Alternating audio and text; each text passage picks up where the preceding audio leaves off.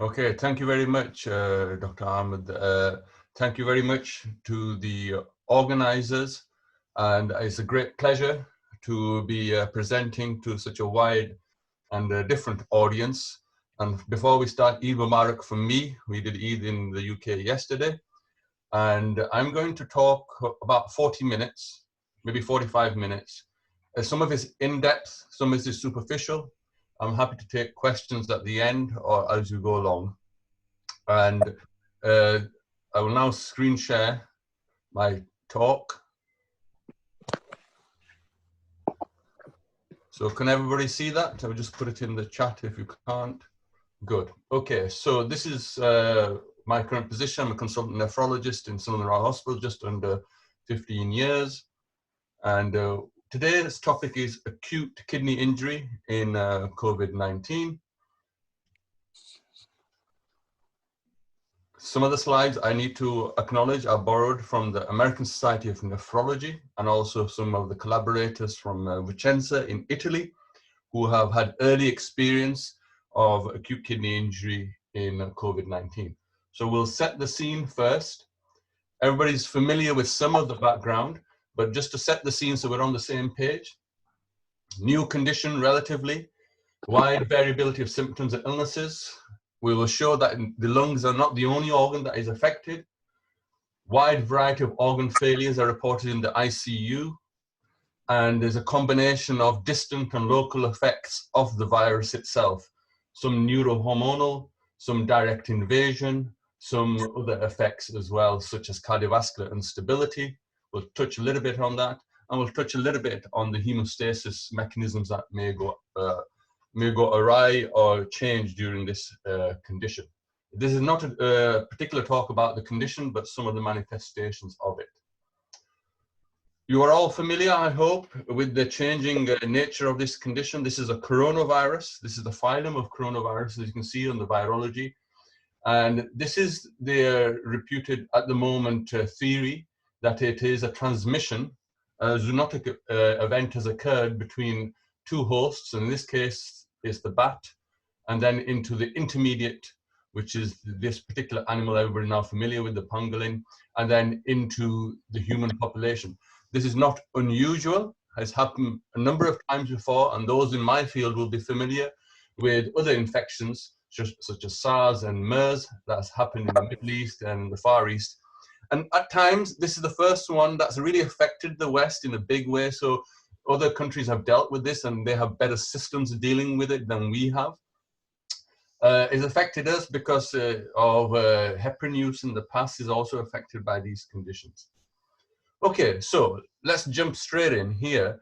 On my daily basis of working, when we look at acute kidney injury, at the severe end, those needing renal replacement therapy before COVID, so this is a term we're going to look at, BC, before COVID, we're looking on the ICU, and we're looking at almost, in certain series, about 13% on ICUs need renal replacement therapy.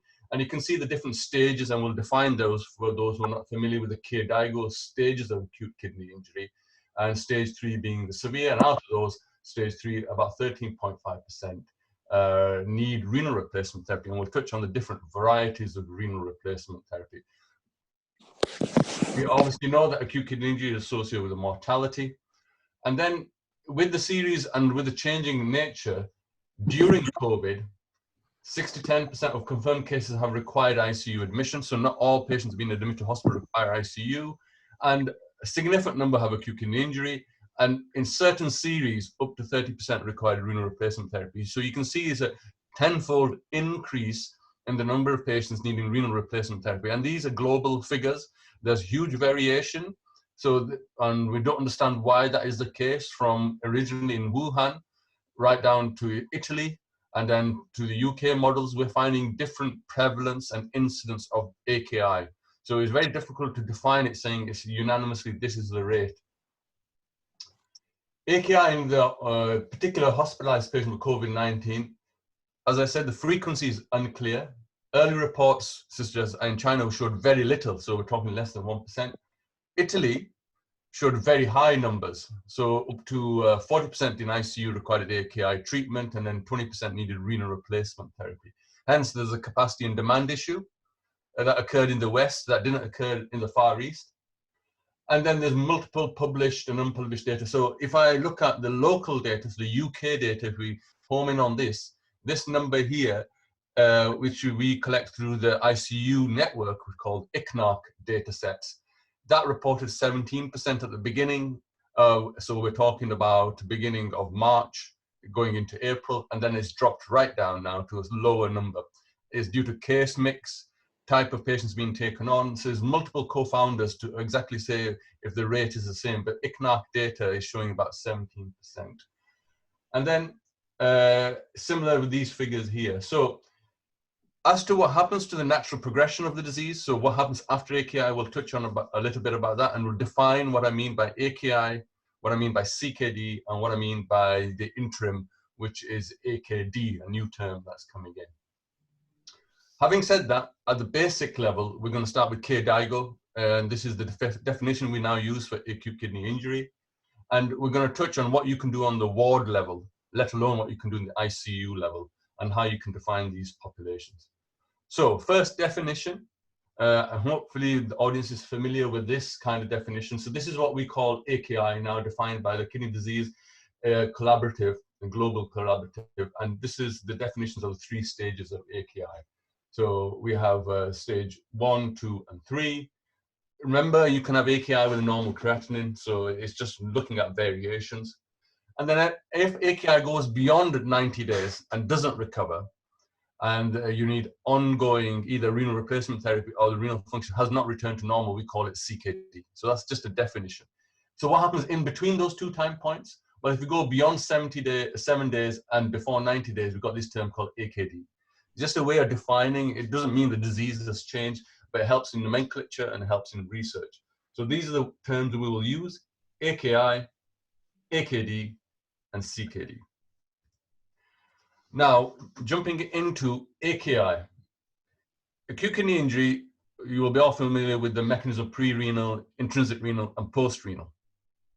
What about COVID? Well, COVID is a condition that affects many of those areas, pre-renal and intrinsic renal. It doesn't cause obstructive uropathy, but it does cause these. So the mechanisms, we believe in broad terms, there's element of hypovolemia, and we've learned the hard way actually, because originally in the first few months, everybody thought these patients would be fluid overloaded.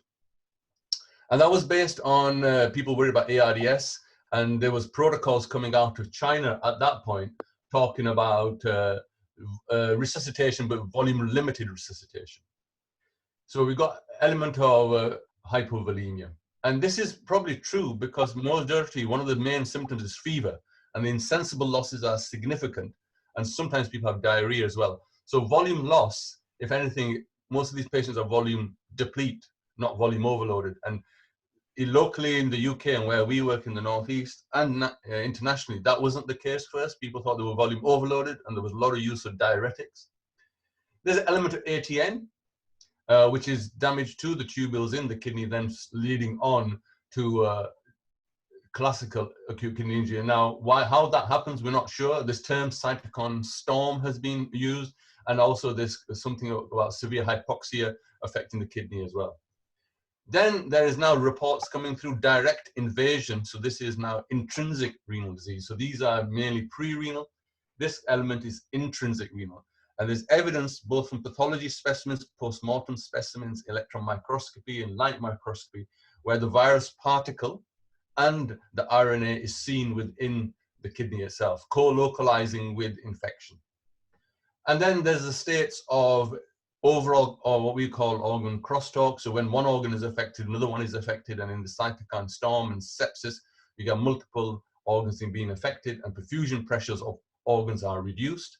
And therefore, you may have a reduced perfusion pressure of the kidney in the state of septic shock or cardiogenic shock or right ventricular failure. And then I will touch slightly on the ACE2 receptor. It's not my field, but I'm sure there's immunology talks coming, I think tomorrow. We'll touch on this a little bit more, but it's interesting, the prevalence of the ACE2 receptor in certain organs and not in other organs. So that may affect how organs are affected. So those are the broad areas how kidneys are affected by this particular coronavirus. Practice, since this condition has now been prevalent since about December, has shown us also there's a coagulopathy. And we've learned that from when we dialyze individuals that we have to use higher doses of anticoagulants. And therefore, societies have come up with such parameters regarding VTE and PE assessments. Those working in COVID wards would have seen a higher prevalence of PE disease. In this country, we've had a variance of using CTs, but actually we're seeing more and more of PE disease as well. So looking at that in particular, there are now protocols to anticoagulate people based on their risk. And this is one particular protocol from Emory Healthcare, which is in the States. And what it looks at is the different levels of risk of having a deep vein thrombosis, and then using low molecular weight heparin accordingly. So and is based on the parameters that you would check in a COVID patients, apart from the normal blood panels, the series of LDH, D-dimer, troponin, CRP, maybe ESR, LDH. But when you assess these individuals, you can then risk stratify them into levels of risk. Now, if people have previously had VTE disease, then that increases their risk. But if you've got a raised D-dimer, that increases your risk. And therefore, using a low molecular weight heparin. Now, these are guidelines from Emory. There are similar guidelines in the UK from the British Thoracic Society, again, looking at low molecular weight heparin, and then moving on post-discharge of these patients, because some of them will, obviously, majority will be well to go home, to using a DOAC as well. And we can touch on that if questions come up. These protocols exist. They are still changing. And national guidance, I'll say, in the UK is from the BTS, and this is the American guidance. So what do we do? Well, AKI is no different from the early manifestations. Early manifestations is good assessment. So clinical examination, volume assessment, really homing in on that using traditional methods of clinical examination, but also moving in to use other methodologies. And I'll touch slightly on point of care ultrasound to do that as well, and fast scans that you can use to assess for volume. But it's important that we do so because the sweet point, not volume overloaded or underloaded, i.e. volume deplete, is important to help support the patient to get through the acute kidney injury. And this is what we talk about, this sweet point. So remember, a lot of these patients, if anything, they're coming in hypovolemic, not volume overload as we originally thought. So they may have respiratory symptoms, and classically of the COVID variety with diabasal crepitations, there'll be hypoxia, and to differentiate that from fluid overload sometimes difficult, and therefore people thought they were fluid overloaded and they were having diuretic therapy. But this ambient losses from fever, volume losses from diarrhea, nausea, vomiting, and hyperventilation per se as well. So this is prodromal prior to coming into the hospital. We find a lot of them requiring, if anything, volume resuscitation. And it's trying to get euvolemia. And it's difficult. Clinically, you'll get euvolemia right in 50% of the cases we do clinical examination. So how can we improve that and try to go along this management? We can't put central lines in everyone. We can do basic examination, and we can look at observations, so capillary refill, basal crepitations, JVP, vital statistics such as BP, heart rate, SpO2, urine output monitoring, which I'm a great fan of, but it's not done very well. And then this new challenge of using ultrasound. And I'm in particular favor of this. It's coming. It's easily now available by the bedside. And there are some protocols that exist from the Faculty of Ultrasound that tell you how to use ultrasound to assess volume status. So the devices are available. This particular one we've used in our trust called ButterflyQ. And here are some training models that are available to in certain institutes that you can use that help you understand and train yourself and your juniors how to assess patients' volume status. And it's done by the bedside. It is in conjunction with the classical methods of clinical examination, chest X-ray is shown to be very effective. Okay, so that tells you a little bit about the volume status and the AKI. We'll move basically on to the epidemiology. Now, everybody else is probably familiar with the two top symptoms of this COVID-19, fever and cough, but there's many others that we look out for, myalgia and fatigue and general tiredness. And then obviously on the lab parameters, we're familiar with the lymphopenia. The history is straightforward. The chest X-ray examinations are straightforward. There's some high-risk groups that you need to find out in the history, and we'll touch on I think we're going to touch on the cardiovascular risk, but the three big groups are diabetes, hypertension, and cardiovascular disease. And it's important we recognize that because they have a prognostic effect as well once you get COVID later down the line, and that puts you into a more higher risk group itself. Fine, so you know the protocols exist of presenting these patients and what they look like. We then go on to define it a little bit more, and this is where I have the difficulty of saying, what is your AKI risk on a standard COVID patient? Well, the series, and these are the series that exist as of March 2020, mainly out of Wuhan, and there's some out of the US. And you can see the renal replacement rate, highly variable. You've got one center going 22% needing renal replacement, and the other going 5.2, averaging out of 5.8.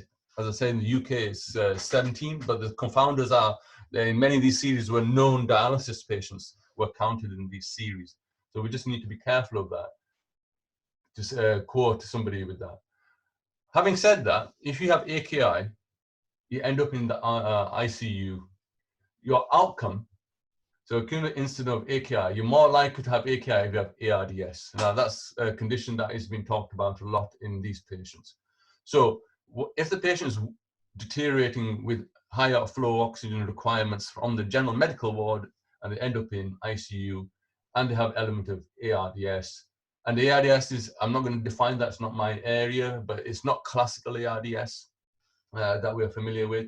But we know that AKI goes with ARDS. So here is the cumulative plot time over days, and those with ARDS are more likely to get AKI. So it usually goes hand in hand. And other findings from these series, I'm just going to highlight. You may notice myoglobinuria, rhabdomyolysis, proteinuria, and hematuria. And that's interesting because these can be defined at the ward level. You don't need a fancy test. A urine dipstick will pick up proteinuria, hematuria. So that may give you an effect of something's happening in the kidney before the serum creatinine is returned from the laboratory. So a simple urine dipstick and a blood test will pick up majority of these findings. And the prevalence is significant. So almost 44% in the series here are proteinuria and 26% had hematuria. And another series was 26% with hematuria. So it's something that nephrologists go on about. Dipstick in the urine will give you a lot of information very quickly, and especially so in the COVID patient. And does it matter? Why do we want to know? Well, in this particular series of 710 patients, if you had these three factors, so very simple factors, serum creatinine, dipstick proteinuria, dipstick hematuria, then the hazard ratio of increased risk of dying was all positive. So AKI stages were 2 and 3 more common if you had these three findings, elevated blood urea or serum creatinine more common, and also hazard ratio of 3+ of proteinuria or 2 to 3+ of proteinuria. All give you increased hazard ratio above 1, and therefore is a way of defining a population better. And I'm sure the speakers will talk about defining that population, because majority don't go to the ICU, but you need to know which one will need to go to the ICU. So pathophysiology. AKI, this is, there's many models of AKI. This is pre-COVID. So don't forget about all the other nephrotoxic insults that can occur. In this particular case, mechanical ventilation and ARDS and sepsis and immune function will be affected. But all these others, ischemic reperfusion, nephrotoxic, CKD, cardiorenal, are all classical and not specific to COVID. These other factors will be specific to ICU patients as well who are having sepsis. So that is ongoing. And then on top of this, we have this picture. So the coronavirus itself, RNA virus, has spike proteins everybody's now familiar with. Spike protein is then attached to the receptor, or the ACE2, and there's a transmembrane protein that affects this coupling effect. And then the endocytosis occurs, and then the viral RNA in this case is used to then create more copies. So I'm not a virologist, but that's a simple replication event that occurs in different organs. And this question is where it works and it's controlled, and somebody has COVID and clears the virus, and where it becomes uncontrolled and you get multi-organ failure. Why does that occur is the question, and nobody really knows at this moment. We're discovering this ACE2. Remember early on, remember the panic early on through the social media about ACE inhibition and using ACE2, so drugs such as ARBs and ACE inhibitors. A lot of the societies have come out to say that we shouldn't be stopping those drugs prophylactically in high-risk populations such as diabetics, hypertensive, or cardiovascular disease. The jury is out regarding if you are more susceptible to COVID-19 if you are on these medications. We just don't know the answer right now. So etiology, we've touched a little bit on fluid balance. Interaction ARD-AKI, we've talked about that. We're saying that it's worse if you have ARDS, you're more likely to get AKI. We're now going to talk a little bit about these four areas: cytokine storm, direct viral cell toxicity, rhabdomyolysis, hypercoagulability. This is a busy slide. This is from Nature, probably last month. Again, similar. You get, in this case, we're concentrating on the airway, but it's similar in other organs. You know the droplet manifestations of the condition and how it's spread. The endocytosis we looked at. But what we expect normally to happen, that happens and the viral replication occurs. There's a normal immune response here. But then some individuals have a dysregulated response and lead to this picture, which is leaky capillaries and also, in this case, leaky alveoli. Or in this condition where you have a regulated response and natural immune responses, T cells and B cells, and you have antibody production, and then the virus is cleared through normal mechanisms. The question is, why does this happen? It doesn't happen in majority of the patients, it happens in the minority, but this pathway where it diverges in an individual, no, it is the key question in my mind, and that can be in many organs, and I'm going to concentrate now on the kidneys and how that similar pattern occurs.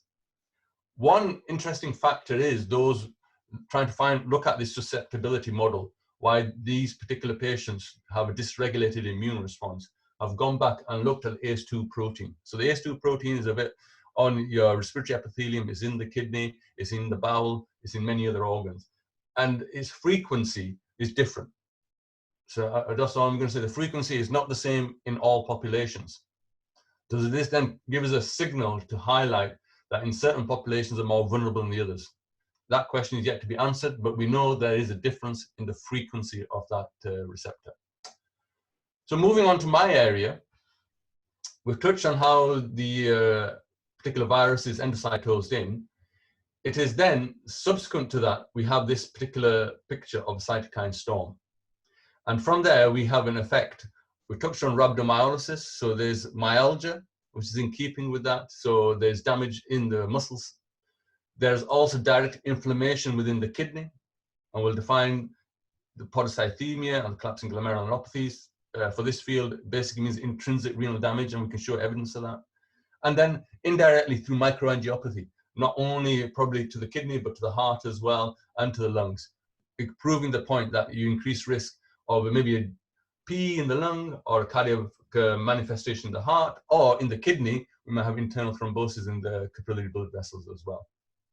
So multiple factors through this particular paradigm are occurring that affects the kidney in this case. And from Claudio Ronco's work in Vicenza, this is the model we are now thinking is occurring. So we've got the virus, we've got the hypovolemia, we've talked about that. Hypercoagulability, direct or indirect, either direct through, we got element of myocardial dysfunction and then end organ perfusion pressure to the kidney. Direct effect on heart, the lungs itself called pneumonitis, leading to hypovolemia or ARDS affecting the kidney itself. And then through the mechanism of cytokine storm, endothelial damage, which in this case could be the capillary blood vessels in the kidney as well. So when we talk about AKI in the kidney, we talk about pre-renal and intrinsic renal manifesting through this current model that we are. Now, this is only a model. Professor Vincenzi is known for his models, so we'll see how this transpires over the next few months as we get to know this condition better. But how can we then, when you've got this model, affect and effectively treat the patient? Well, effectively treating the patients, what you want to do is prevent this model going out of control and ending up in death or ARDS. And we've touched on this already. whereas a dysregulation of the T cells or antibodies in the immune system itself is occurring. So along this pathway, we need to disrupt it. And I'm going to concentrate on this pathway. So how dialysis, renal replacement therapy, is organ support and organ treatment. And I use those words carefully because normally dialysis is supportive. We don't affect treatment that much, but we can use it in different modalities for treatment. So treating of the cytokine storm, let's define that a little bit. This is just a picture, a cartoon explaining what I mean by that. You have a timeline, you have an organ that's injured, you have a threshold of pro-inflammatory cytokines and then anti-inflammatory cytokines to control that mechanism. The organ can be any organ. Well, I'll concentrate on the kidney in this case. And it is this pro-inflammatory cytokine milieu of usually interleukins, which are then counter-regulated in most individuals to control the cytokine storm so it doesn't go out of control and cause local and distant damage to other organs as well. And there's a recovery period. So that's just a classical model. This is what I mean in definition. So it's an activation of the immune system with extreme release of cytokines. What are these cytokines? Well, these are activated T and B cells, endothelial cells, macrophages, dendritic cells, all the cells that we're familiar with in the immune system and the endothelial system, releasing these cytokines. So when we talk about cytokines, this is what we mean, just to define those. The most famous one is IL-6. IL-6 is, you will see, is the one that is upstream of CRP. So you measure CRP all the time. Well, this is driven by IL-6, which is driven by the cytokine storm in mild or moderate or severe. And these particular molecules are very small. And I particularly say that because when we come on to dialysis, I'll define what we do on dialysis. So these are the models people are looking at regarding when we talk cytokine storm. And the storm occurs from the injury of the particular organ. Usually it's endotoxic, i.e. from a bacterial infection, but in this case, a viral infection. And here, there appears to be both direct injury as well as part of multi-organ failure, that renal failure occurs. I will not concentrate on the acute lung injury or shock and altered coagulation. Other speakers will like to touch on that. But in here, the cytokine storm does affect the kidney. IL-6 is the main sort of player here, causing the cytokine storm, producer B and T cells. So you'll see now lots of research coming through affecting B and T cells, affecting IL-6. Cause of increased IL-6 production, usually you can get it in severe infections. So you can get it in a bacterial infection with endotoxins causing it, or both in pulmonary and non-pulmonary sepsis. Triggers, here we have a trigger of let's say in this case is the virus, but why do some people produce more cytokine storm than others? Why do people have a bigger response than others? There is a variation, which then affects the outcome. Nobody knows why there is a variation. And that storm leads to these symptoms, which are those symptoms that we talked about right at the beginning. Fever, cough, shortness of breath, myalgia, arthralgia, and fatigue. And you can measure that with biomarkers that we normally use. Okay, and these are easily available in your laboratories. You can then use these biomarkers, i.e. albumin, CRP, ESR, LDH, and ferritin, to say that they correlate with the symptoms and they correlate with the cytokine storm. And then you can then measure them over time, of course, to then prognosticate if somebody needs ICU or not. I'll move on, though. Those are just a summary of what I've said. So here's the sort of main slide. So you've got a patient you think is having a cytokine storm because they're deteriorating, end of the bed, increasing oxygen requirements, fever, cough, temperature, CRP is going up, troponin, not troponin, but troponin may be going up as well. But PCT, procalcitonin, is another biomarker we use, and it's not familiar with everyone. It's another biomarker we use, and usually that is low, while all the others are high. We then move through this paradigm. We have different types of dialysis machines, and that's where we come into it to help where the patient is in the response. If the patient is in the early phase from an endotoxin response from a normal bacterial infection, or in the middle phase where they've got a cytokine storm occurring, we try to remove some of those cytokine molecules such as IL-6, or they're in the organ failure phase, and therefore we support that organ. So in our case, it's renal. You can support that with renal replacement therapies, different varieties. Yeah, you can also support many other organs, but I'll concentrate on this. Obviously, there's whole body support with ECMO, but again, we'll just talk about organ failure as well. So that depends when the patient is in this particular paradigm. So if we get now the problem is majority of this endotoxin shock is occurring on the ward. They're not in the ICU at that stage. And therefore, you're not going to be able to unless you spot that early. This phase here has to be defined on the biomedical sort of parameters that we touched on. And it is practiced in different parts of the world differently, but they're not all available. So these are different types of filters we use. And then the filters we use at the end for support are different as well. So let's talk about that. Here's the model again. You get a viral infection, you get pneumonitis, and at that stage, the storm goes up, you get the systemic inflammatory response with the T cells and B cells releasing the interleukins. At this stage, the patient is deteriorating onto the ventilator.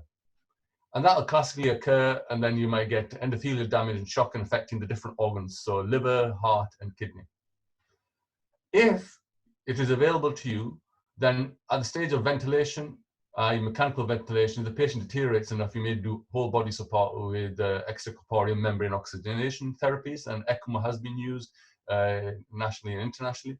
But we're in the phase of this particular cytokine storm. You can use different parameters, and I'll leave it at that. Different types of dialysis, continuous therapies, either called hemoperfusion or continuous renal replacement therapy, not only to remove urea, the classical models of dialysis, water and urea and electrolytes, that's what we normally do, but here to remove the cytokine storm interleukins. And you can either absorb them or you can filter them. And that therefore may reduce endothelial, cause some protection and reduce organ support later on. So Vicenza in Italy, Claudio Ronco is a big proponent of this around the world, the USA and down in London, we've been big proponent of this. The issue with this, using this treatment, is capacity and demand. Demand goes up tenfold. These are expensive, continuous treatments. So when somebody goes on this, they're on it continuously. Therefore, nursing resource, ICU resource, bed capacity all comes into it.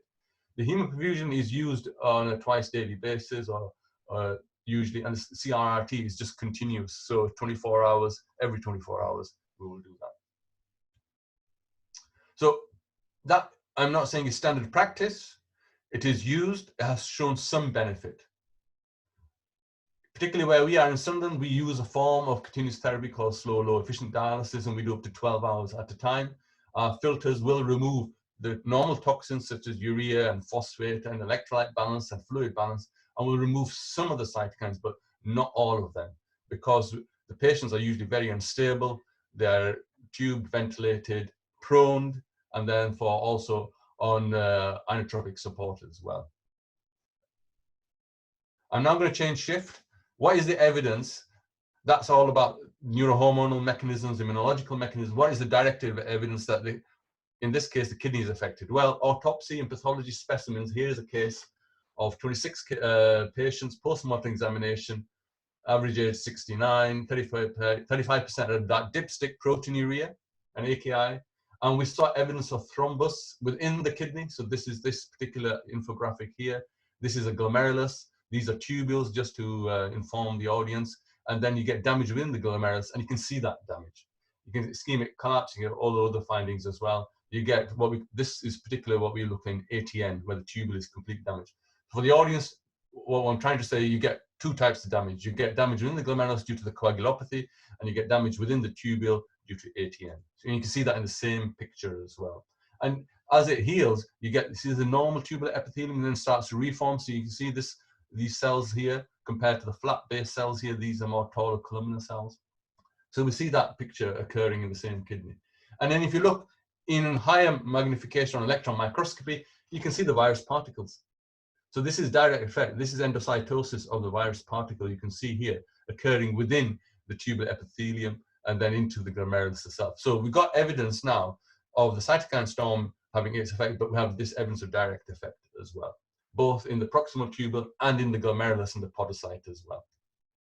And then you can then co-localize, and this is very interesting, the ACE2 receptor. It is also seen in the proximal tubule, just like it's seen in the lung and it is seen in the bowel. we can type the ACE2 receptor, and here are cells in the proximal tubule, and they're lighting up for ACE2. And what we see is co-localization of RNA in this case, which co-localizes with the ACE2 receptor and other antibody proteins. So giving direct effect that the virus is being endocytosed into the proximal tubular cell. So that's direct injury. And it causes many different effects. And this is another case of collapsing glomerulopathy. You don't need to know that, but it causes this proteinuria and vacuolation. And so that's how you spot them on the urine dipstick. This is what's occurring intrinsically to the kidney. And then again, high definition electron microscopy, you can see the actual virus particles within the podocyte itself, which is around the glomerulus. So I think we've got concluding evidence now there's a direct effect of the virus within the kidney itself. Now, moving away from that a little bit, this is a multi-organ disease. I'm concentrating really on the kidneys here, but there are many other effects, and I think the other speakers will touch on these, such as the heart and the neurohormone and the brain effect, but they're not indistinct. The cytokine storm is not specific to one organ. It occurs across all the different organs, and we need to be cognizant and aware of that as well. So, last bit of the talk, general management. So that's fine, we've defined it, we looked at the etiology a little bit. How do we manage it? Well, a lot of the management is supportive and no different to what you do normally in acute kidney injury. It's a very busy slide, and it just talks about what you do in the different stages. Where you got the history and examination, urine dipstick, I will highlight it before. Look at the variables. Kidney biopsy we rarely do. It's usually done in the recovery phase if people are not recovering. Please be cognizant and aware of nephrotoxics, optimizing hemodynamics with fluid management assessment, and be alert to other medications that may interact at that point. So it's worth discussing with your pharmacist, discussing with the nephrologist.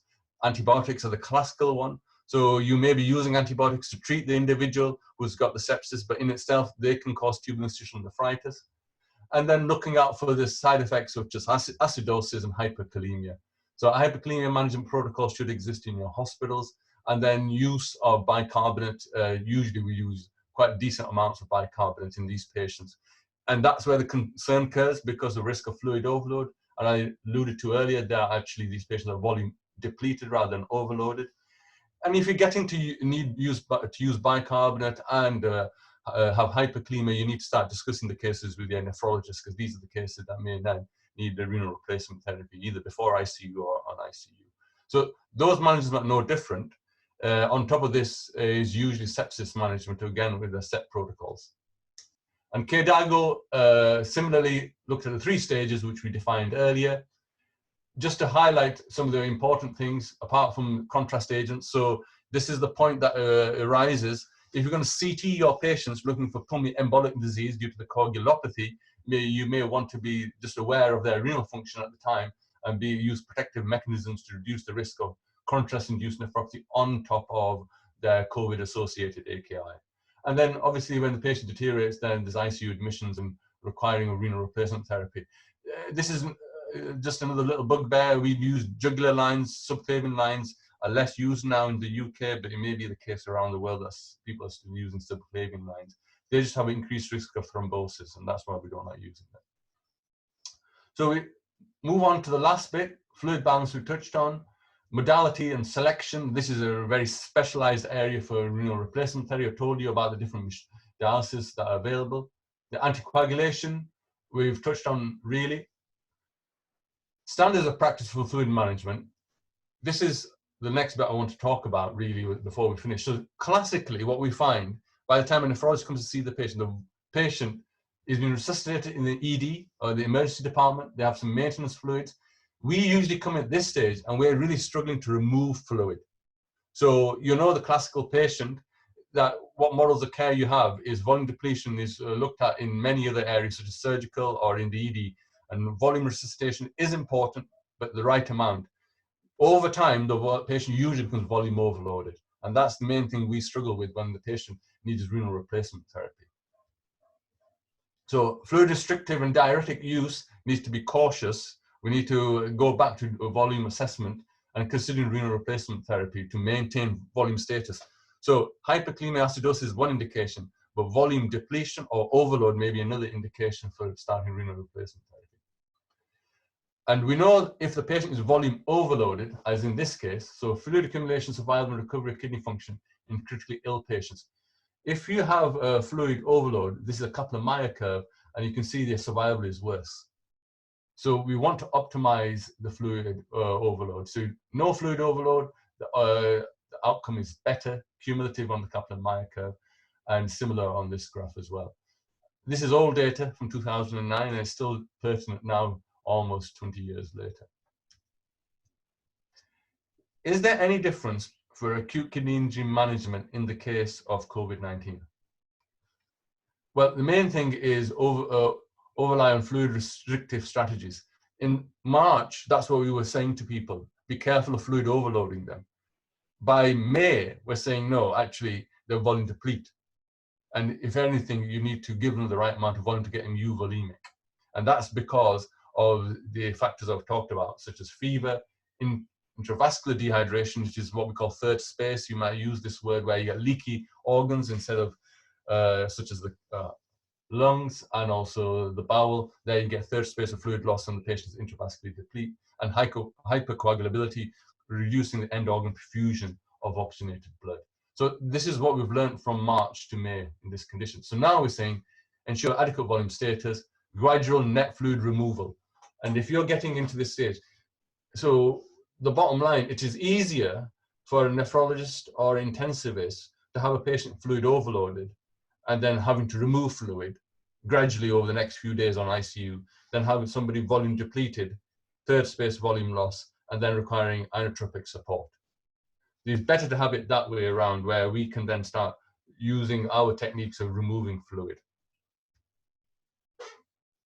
Now, just to touch on the renal replacement therapies for information to the audience. Renal replacement therapy during ICU surge. So this is the increase in demand we expected at the time that we have to increase our demand for renal replacement therapy in different models. So that was the background. We're expecting ICU patients would increase needing renal replacement therapy, and we have to look at what's available. So everybody's used different models of renal replacement therapy depending on capacity and demand. And in Sunderland, we used, as I said, slow or low efficiency dialysis or sustained low efficiency dialysis. And these are the models we look at. And around the world and locally, we have continuous therapies and we have intermittent therapies and everything in between, which is where we are. And when we also have this other therapy called peritoneal dialysis, and that has been used when capacity demand was an issue in this country, where patients would been for acute dialysis, they had a peritoneal dialysis placed. Again, all these are done in the intensive care or on the nephrology ward. As general physicians, we'd expect people to refer those patients in, usually with a classical issue of hyperkalemia, either fluid overload, uremia, or arrhythmias from acidosis.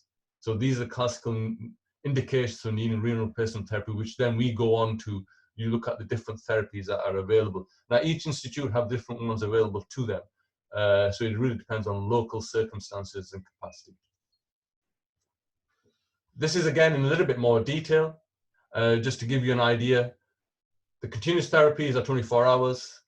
The intermittent therapies are 3 to 4 hours. And then in between, you can have 6 to 8 hours or 10 to 12 hours of non-stop treatment within the intensive care unit. All of them require good vascular access. And in these patients who are extremely sick, then vascular access is important. You'll be familiar with proning these patients.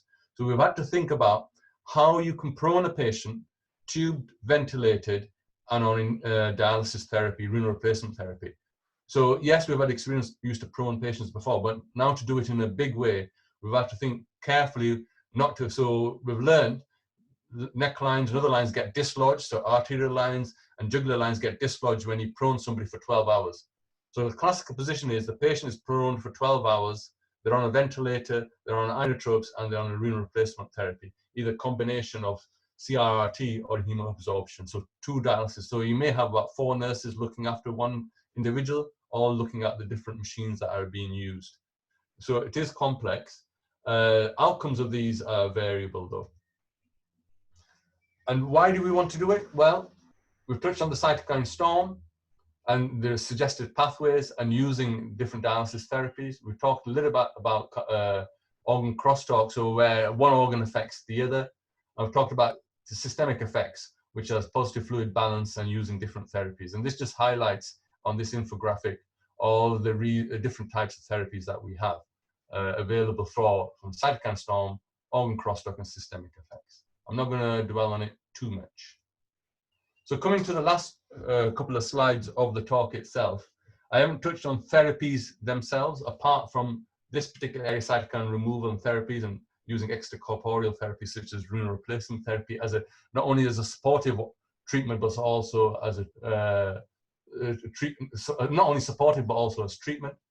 I haven't touched on direct therapies. In the UK, these are all part of trials. Nobody's getting these medications outside trials, really. And then anticoagulation is the biggest thing we've learned. We've had to use a lot of anticoagulation on patients in the ICU or pre-ICU. And convalescent plasma therapy, I haven't touched on, but is again something in the future. In summary, rapidly growing knowledge related to COVID-19. We know it's highly transmissible, variable incident of reported AKI and renal replacement therapy. Again, prophylaxis is the best treatment, volume management beforehand. And there's obviously the best way to move forward is put all these patients into trials. My last slide, take-home messages, one slide. Incidence variable across the world right now, as we talk of now, beginning of May, 0.5 to 23%. Those in ICU setting, 8.3% we now think is the figure. The need for renal replacement therapy is up to 9% in some of the series. What can you do at the ward level, apart from the normal blood parameters, where you can dip the urine to look for these parameters? This will really help you then identify the high-risk individual that we may have increasing oxygen demand, may require renal replacement therapy, may require ICU. But if you know this in advance, that will be helpful. And then, of course, looking at the history, the comorbidities that we will touch on, hypertension, diabetes, CKD, and cardiovascular disease, all have an added risk factor associated with this. And I think that's probably, if we dwell on this slide, probably the most important one for the general audience. Thank you very much for your attention. I'm happy to take questions, whichever way they come. Thank you very much, Dr. Saeed Ahmed. That was a fantastic and comprehensive talk on the renal presentations of COVID.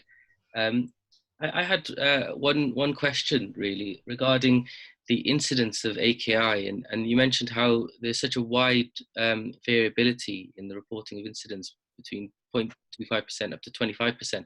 Yeah. Do you have any ideas why that is? Why there's such a wide variability? There's a lot of co-founders. So we know the definition is KDIGO. So we have to use that definition in different audiences around the world. And we know from our experience in the UK, getting into ICU is variable. So because of how patients' comorbidities are looked at. Remember that I didn't look at outcomes from this. If you have ARDS and you have AKI, your outcome of mortality is very high, over 50%. So that then defines who you send into ICU in the first place. If you've got comorbidity, you've got poor prognostic markers and your outcome. So case selection, I think, is the main issue why you get variability of incidence around the world. People around the world have different case selections. The UK has a defined case selection. We're probably on the conservative side. Other countries have a generous case selection. In the early years, Wuhan, they had enough resource and capacity, but they had very few cases of AKI. And that's because the disease incident prevalence changed within 3 months. You had a spike of cases and then went down again, while others flattened their curve much slower. And therefore, in Italy, they had a capacity and demand. They had a more generous case selection, and they needed a lot of renal replacement therapy and a lot of ventilators. In this country, we're somewhere in between. So I think that's how I answer that question. Okay, thank you very much. Does anybody have any comments or questions that they'd like to ask Dr. Thank you, Dr. Ahmed. I have just a few questions from the audience. And Dr. Saeed, do you mind if you can take your PowerPoint presentation off, then we can share the screen with the other speaker. Right, so the first question, Dr. Saeed, the question from the audience, they asking about would you recommend heparin just in patient with high D-dimer, or would you give like therapeutic heparin for any patient presented with COVID and AKI? The way in the UK are following the BTS guidance on VTE, and they've just changed it recently, where people are getting low molecular weight heparin and then going on to a DOAC thereafter. But you have to define if they're a low, medium, or high risk. So anybody with a previous VTE and COVID will get anticoagulation, and they will get low molecular weight heparin, twice daily dosing, and thereafter go on to a DOAC up to a month of worth, even post discharge from the hospital. Those intermediate are based mainly on the D-dimer being raised. And those have normal D-dimer, they just get prophylactic. So you go from prophylactic, intermediate dosing, and then proper anticoagulation for up to a month. And that was the latest BTS guidance. It'll probably change again. But my point will be in the context of acute kidney injury, you have to then change the dosage according to their renal function. Right, thank you. And the second question, sorry, Dr. Junejo, for your comment. There's just a few questions from the audience. It's going to be very quick, I think. They're asking if the patient presented with respiratory symptom and then develop AKI, does that affect his prognosis, even if his AKI improved? Yes, so it depends how quickly the AKI improves. If it stays in the state of AKI and then goes to AKD, i.e. it goes beyond 7 days and up to 30 days, then they'll have that might then relate in some level of CKD beyond 30 days as well. So that again will have a poor prognostic group in itself. Now, I have seen in our experience, we've had very little AKI needing renal replacement therapy overall due to case selection in the UK, especially in the Northeast. But we know I have 2 cases, AKI, renal replacement therapy on ICU tube, ventilated, the full works, recovered completely to come off renal replacement therapy, off the ventilator and discharged home. Now, we're not at the stage at the 30 days post-discharge yet.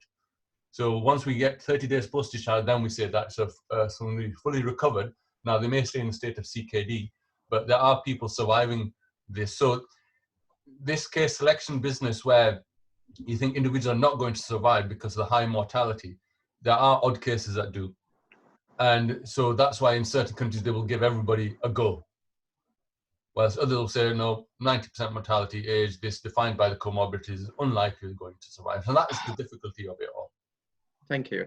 And just last 2 questions. Can patient presenting only with simple AKI or UTI without any respiratory symptom?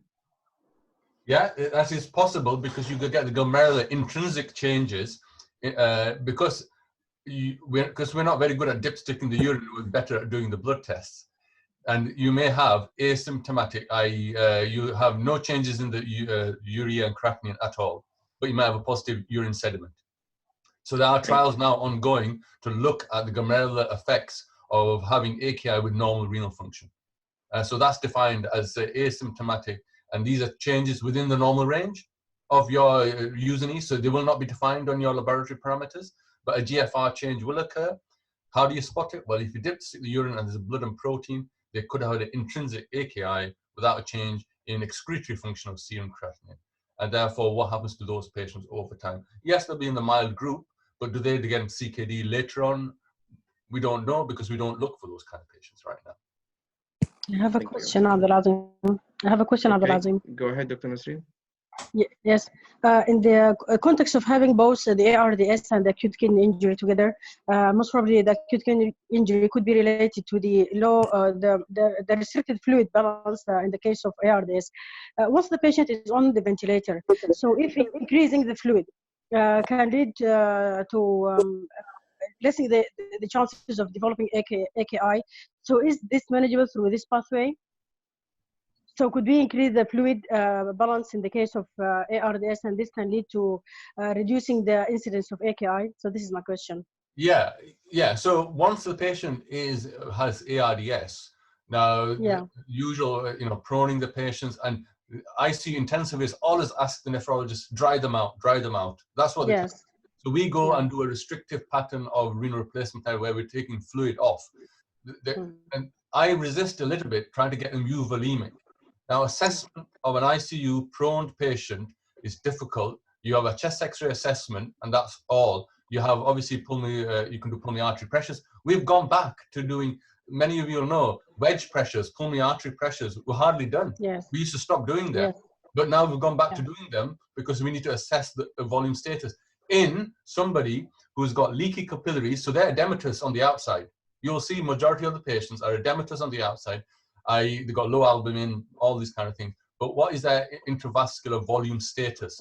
So can you use, echocardiography? Can you use ultrasound? Can you use a cardiac output status? Can you use pulmonary wedge pressures? So we've used all of these to really get those patients in a better euvolemic state. So they're not reliant on the ventilator as much as before. So you're absolutely right. You can, but you have to have a little bit more parameters than you normally do. Well, in such a setting, sometimes I go for the tongue dehydration, where I see the tongue is moist or not. So this gives me a clue if I cannot do a central venous pressure or pulmonary wedge pressure. So could it help or? Yeah, okay. Tongue moist is a very interesting test, but due to hyperventilation, anxiety, or the innovative. So if the patient is conscious, that is not usually a very good test of volume status. So I alluded to using the ultrasound machines, handheld. So if this is a patient conscious, i.e. not unconscious and ventilated, conscious patient, all in the ward or in the ICU, handheld devices will add to your clinical examination. So in addition to that, use those devices and you can look at IVC volume status, you can look at fluid in the lungs, you can look at pericardial effusions, all those kind of things. Again, those is through a trained mechanism for the person using it. I wouldn't want you to use it just because I've told you to. There are trained courses where you get yourself accredited to be able to recognize those findings. Thank you. Dr. Junejo, do you want to add any comment or any question? I'm sure Dr. Junejo will have some questions. I look forward to them. Thank you very much, Saeed. As always, an extremely informative and detailed talk. I think you've kind of touched on almost all the organs, and I'm grateful you didn't go anywhere near the heart, which is great. That gives me something to do. Otherwise, I could have packed up and gone by now. No, I think the gist of what you're suggesting is that it is a multi-organ illness, number one. Number two, the mechanisms are still being looked at. Number three, that against our traditional learning and teaching, in COVID presentations, we seem to like accepting a slightly hypervolemic status better than a hypovolemic or a euvolemic status. Some of this might have to do with trying to have higher filling pressures for the right in a congested and soggy lung. In your practice, do you have a feel for the parameters that you would use on the ward, for example, clinical parameters that you would turn around? And I know you went into great detail around this, but just for a simple working clinician like myself, going into the ward, seeing somebody saying, I need Syed to come in and sort this chap out with renal replacement treatment now. What would you want me as a clinician to be calling you for? So yeah, thank you very much, Shahid. Great question. Over and above what we normally do in AKI, so the biochemical parameters aside, one of my big things is about daily weights. That's how you can tell somebody's getting fluid overloaded very easily. You don't need to be an expert in jugular venous pressure assessment or have a fancy ultrasound machine. I would want you to be able to tell me there is some element of diuretic resistance going on. So you've got a patient, you have brought to euvolemia, and now they're becoming volume overloaded, and two things, weight increase is occurring and there's diuretic resistance occurring. So what I mean by that, for the same dose that you start on diuretic on day one, you're not getting the same urine output, and therefore there's increased oxygen demand occurring. A combination maybe of the COVID findings on the lung plus fluid overload is occurring. That is the more common. The acidosis, hyperkalemia, and the uremia doesn't come that often. But for us, it is that, and that gets confused with the oxygen requirement from the interstitial lung disease that occurs with this, either pneumonitis. Yeah. So defining that, so how can you define that without, you put your stethoscope on the chest, you can do a chest x-ray, you can do a CT. But if you've got weight increase in day 3 of somebody's admission, and these are sick patients breathing a lot, they've got fever, they're not eating well, why is that weight increase occurring? It's not because they're eating too much, it's due to fluid overload occurring. And that's a crude but simple test. And it stood the test of time, because on average, a patient's admission, and we looked at this, most patients leave hospital heavier than they come in, despite not eating well whilst they're in hospital, due to the extra crystalloid that's given to them during resuscitation. and they never leave you volemic. So that's what I would say to you from the end of the bed: assess the volume status, use the daily weight. And one other very short and possibly final point for me. Can I ask you, in your sort of experience, which one of the therapies would you prefer in terms of renal replacement? And at the moment, I know this is evolving stuff, but is there evidence anywhere that suggests that one modality is better than the other? And what are our own survival rates? So before COVID, our assumption was none of the therapies are better than the other. So using intermittent dialysis therapy, using continuous dialysis therapy is no different. During COVID, around the world, people are using all different therapies. No RCT is showing any difference. Yeah. There's a lot of theoretical stuff that's happening. So Claudio Ronco from Vicenza would be a proponent of using hemoperfusion, absorption columns, and CRRT, and saying there's a better survival. He's never shown that. He's shown that it does work, but not in an RCT. And our outcomes are different because of our case selection. We've tried to take on the best cases we can. So those who are not getting into ICU because of comorbidities and activity of daily living, whatever assessments made, those are getting in. The outcomes are still being poor, 50% mortality in the therapy we have in Sunderland. The interesting thing, as you know, Shahid, we have 2 sites in Sunderland. And guess what? We have 2 different therapies. So the audit real time we're just undertaking, is the survival better between those? And that's a hot potato, because the case selection will be small. Case selection may be different, but our gut feeling is it is different. And I'm not going to say which one is better right now. It's hot potato. But in the same center, which is unique. In the same center, we have different therapies. And when the audit comes by the end of May or into June, we will look at all the cases. It'll be small numbers, but we'll just look at the case selection case by case and say, did one therapy do better than the other? We don't know, but I've got a gut feeling there is a difference. Yeah, but I think that probably reflects selection bias, and I think that's what we've got at the moment. We're dealing with a pandemic situation in the absence of any randomized controlled trial data, with no specific disease-modifying therapy in hand, and there are groups of people as well as individual clinicians making clinical decisions and selecting patients for interventions or not, as the case may be, depending on resource availability and their own personal preferences and experience. And therefore, you will have a whole variety of not only treatments being given, but also results and outcomes being seen. So it'll be very interesting to look at the pooled data. As you know, we've already started an audit of across the region, course of patients and sort of accumulating clinical data as well as outcomes of their admission. And that will be interesting to see what is happening around the region. So no, just fantastic talk. Thank you very much. A lot of detail, but also very, very good practical guidance, which I think is certainly going to help me in my work. Thank you. Thank you. Thank you, Dr. Junejo. I got, sorry, we just a little bit running out of behind the time. I got one question regarding any role of plasmapheresis, Dr. Said, management of cytokine. So continuous therapies, which I alluded to in the cytokine storm, is hemoperfusion is the word we use. So plasmapheresis is a very crude way of just removing your plasma and replacing it. So we would use hemoperfusion as a cause. So it is used. Not in this country, again, in other parts of the world. No RCT evidence for its use, but if it's available to you, what we're trying to do is be selective in removing the interleukins and antibodies that may be affecting this condition. And the clever way of doing it is through absorption columns than plasma exchange. Plasma exchange is you remove your plasma and give some artificial plasma. The risk of that is that replacement plasma is antigenic. So these individuals then become having a lot of antigens given to them, have a response against that. So that is done in vasculitis, but not in this condition. Thank you. I think that the question not related directly to the COVID-19, but might be, I think, very important just to ask it quick. So a patient with hypernatremia, serum sodium 170, he had significant other comorbidities, and he had clear cause of leaking capillaries, and he is in fluid overload status.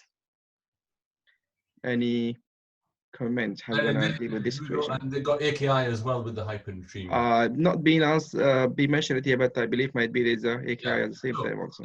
We find that challenge because that individual will end up needing renal replacement therapy to take the volume off, but we can't bring the sodium down too quickly, as you know. So we would modify our dialysis machines. We can change people's sodiums very quickly within hours, but we modify it to reduce the sodium over days to bring that down so they don't get cerebral edema, they don't get epilepsy or those kind of things that occur from cerebral edema itself as you bring down the sodium in this case. So I would expect that individual, if they weren't having AKI, they will have AKI and end up on the intensive care unit, and the nephrologist will then use the dialysis machine to help bring the sodium down slowly over the next 72 hours.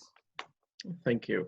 And just last question, the question regarding patient in ITU in prone position in terms of access renal replacement therapy. Do you have a specific? Yeah, so the guidance now is right internal jugular vein should be the primary point to go for access. That's the safest. Femoral is difficult because obviously the patient's then prone, then you can't get access to the line. And lines are fallen out when people have been prone. So we just need to secure them well. Peritoneal dialysis, which is used in the abdomen, is pretty difficult to do when you prone somebody because you may improve the lung perfusion, but you increase the intra-abdominal pressure. And then when the intra-abdominal pressure, then you can't get the fluid exchanges going. And therefore, it has been done, but you can't prone the patient then. Thank you very much, Dr. Saeed. I think that is a very, very rich talk and a very, very nice presentation. Now I would like to move to Dr. Ahmed Adlan to introduce the second session speaker. And if Dr. Saeed, if you don't mind, I think the second talk is going to be acute heart failure. And we have a very challenging case with someone with severe LVSD and AKI. And I think... So I can't leave. Yes. Hey. So your message is going to be very valid. Okay, Dr. Ahmed, go ahead. Okay, thank you very much, Dr. Abdalazeem. I think you've given the game away there, but we tried to keep it a surprise. I'm really excited to begin this and introduce this session. It's more of an interactive session. We'll begin with Professor Shahid Junejo, who's a consultant cardiologist, interventional cardiologist, who has a very special interest in heart failure and developing heart failure services. And he will begin by giving us a talk. Then we will have a case presentation, in fact, 2 cases presented by Dr. Hind Elzein, who is a cardiology registrar in training, rotating in the Northeast Deanery. We hope that Dr. Saeed Ahmed will also stay with us and provide input, particularly regarding renal issues. We have Dr. Mohamed Badri, who's a consultant cardiologist working at Durman Heart Center in Sudan. He's an interventional cardiologist. We have Dr. Mohamed Elseoud, who is a cardiologist, and he's currently working as a senior cardiology fellow in advanced echo. Also, at Wythenshawe Hospital. He's also had experience working as a transplant fellow in Wythenshawe, so we're very excited to have you on board. We also have Dr. Yagoub Mousa, who's a consultant cardiologist, interventional cardiologist, working at Shahid Hospital in Sudan. And we also have Dr. Nasrein elgasim, who is a consultant cardiologist working in Ahmed Hospital in Sudan. So thank you to everybody. And I would like to begin by passing over to Professor Junejo for his talk. Thank you very much. Right. Thank you very much. Give me a couple of seconds to try and load my talk on and share the screen with you. I'm very grateful for the introduction. And I would like to just let me see if I can put this on. And you guys should have the, happy enough with the screen? You can see where I am?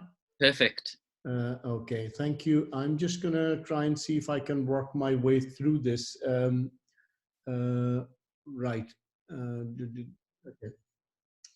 So first things first, can I just say I am very grateful for the invitation. Eid Mubarak to everyone. And I think I commend Dr. Abdalazeem's intentions of trying to get knowledge spread in the world and time where we are all isolating and not able to meet. So this is a fantastic forum on which we can share our knowledge, experience, and our thoughts and learn from each other. So thank you for the invitation, and it's a pleasure to be here. And Dr. Adlan, thank you for the invitation as well. Can I just point out a slight correction? I am also an interventional cardiologist. I have an interest in heart failure, but the services in our institution are led by Sam McClure and Martin Farrer in terms of the development of heart failure and sort of services as such. But I have a contribution to that and an interest in particularly in acute heart failure in the context of coronary disease to start off with. So those are my sort of positions. I have no conflicts of interest to declare. These slides are my own as such, and I've tried to keep it less intense in the sense that I have not put on too much data stuff. First things first, I would like to say the plan would be to give you some background information, talk about cardiovascular injury clinical presentation, define some treatment and some prognostic sort of indicators, and I'd be grateful if people would either wait till the end for questions, or if you feel that there is need for you to ask questions, by all means, feel free to stop me and ask questions as such. I just need to exit for a second to try and see if I can just correct this, because I am not able to see some of my slides. Give me 2 seconds, please. Right. Can I then share? Give me 2 seconds, please. Is that better? Yes, I can now see it better. Okay. So I'm just going to talk very briefly on the renal angiotensin aldosterone system. And just to recap on what we've got thus far, it's important as you know, it looks like the mechanism by which the COVID seems to be affecting the various organs is primarily through its interaction with one of the components of this renal angiotensin aldosterone system. So towards the left of the slide, we can see where the angiotensinogen is coming from the liver. As it travels, the first ACE, angiotensin converting enzyme, secreted from the lungs converts that angiotensin 1 to angiotensin 2. So angiotensin 1 is obviously derived from angiotensinogen by the action of renin, which is coming from the kidneys. So you're getting the feel for this whole pathway being controlled by a number of organs and a number of processes.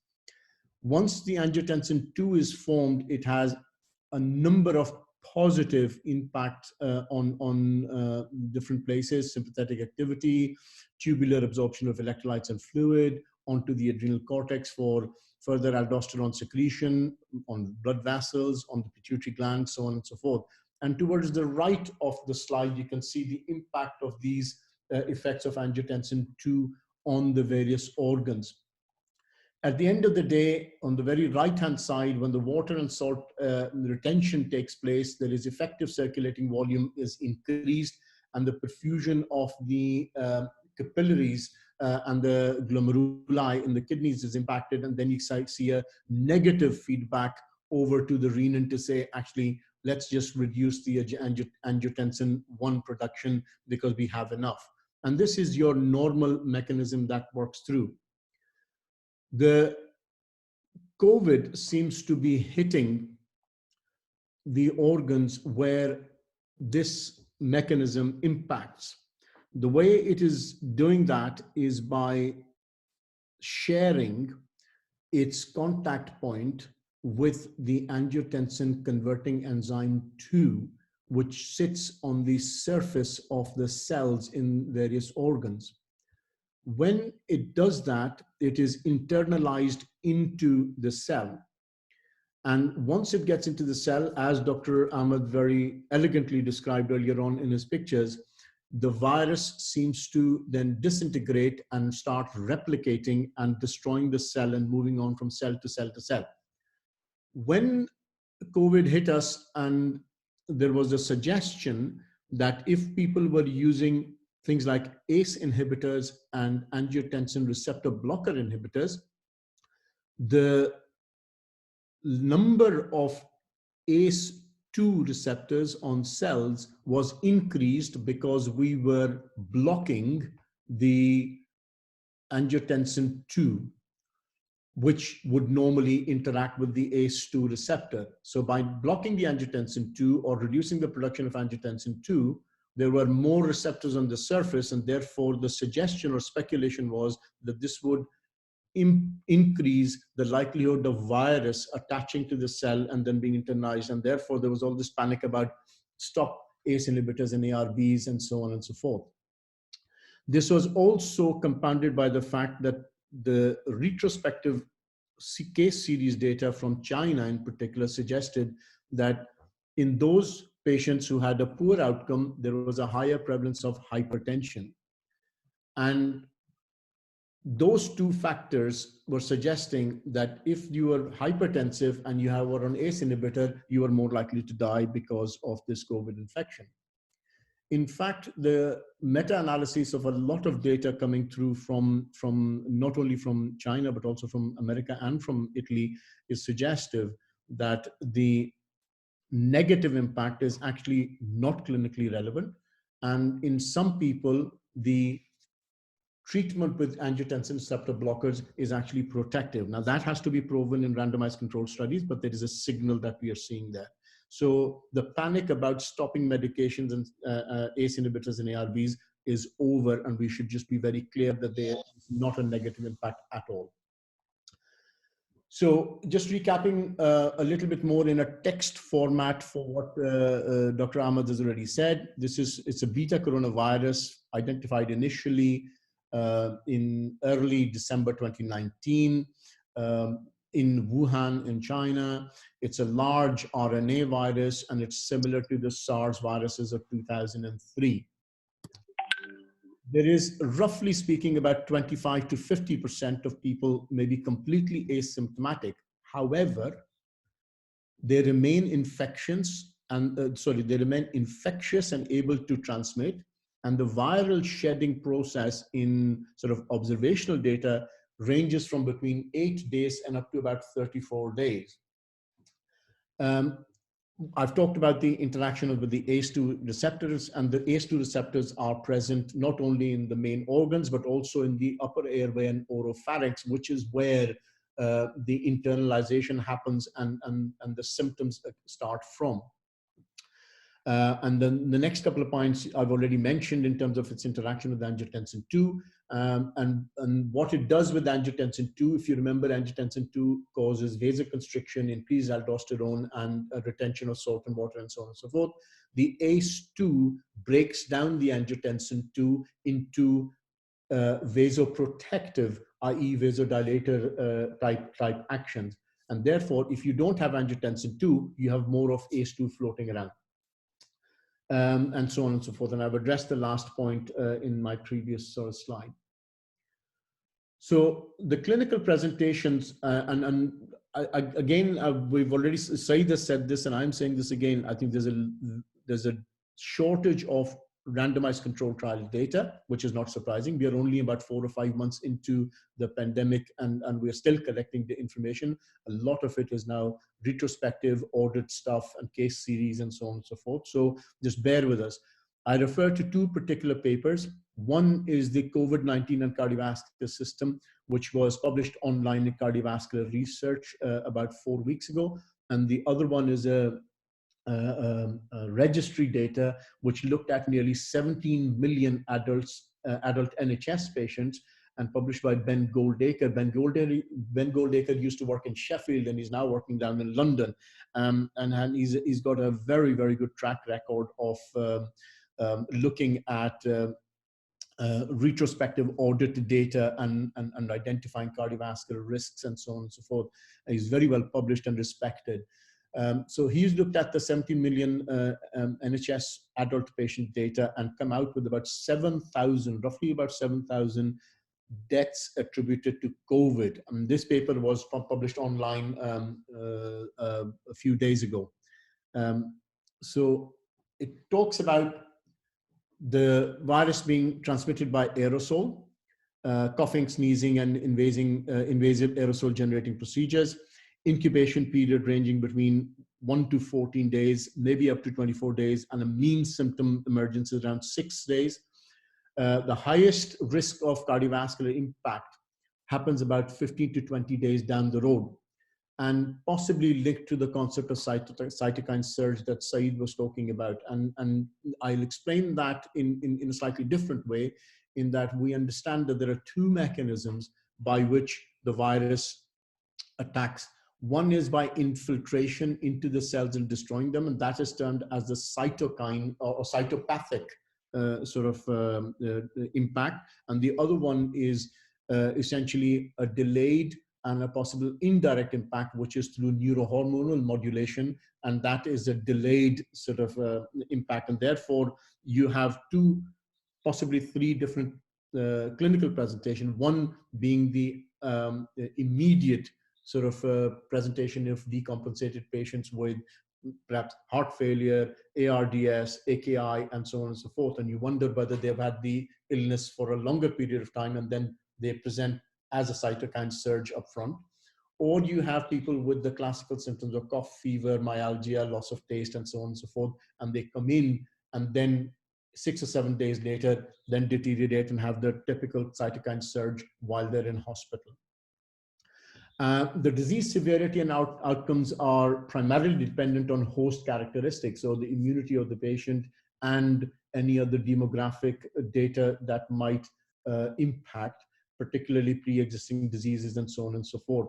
And from all the data that we are looking at, whether they're published in mainland Europe, from UK, from US, or from China, the suggestions are that men who are over the age of 63 to 65 with a background of diabetes, from Black, Asian, minority ethnic background, elevated BMI, pre-existing cancer, particularly hematological cancers, having renal, respiratory, and cardiovascular disease, they tend to do much less well than individuals who are either younger or do not have these predisposing factors.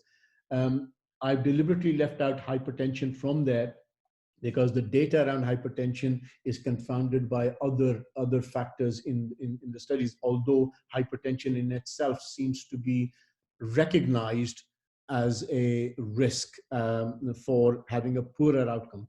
Now, I know that Saeed did mention that there is a predisposition towards getting infection in certain groups.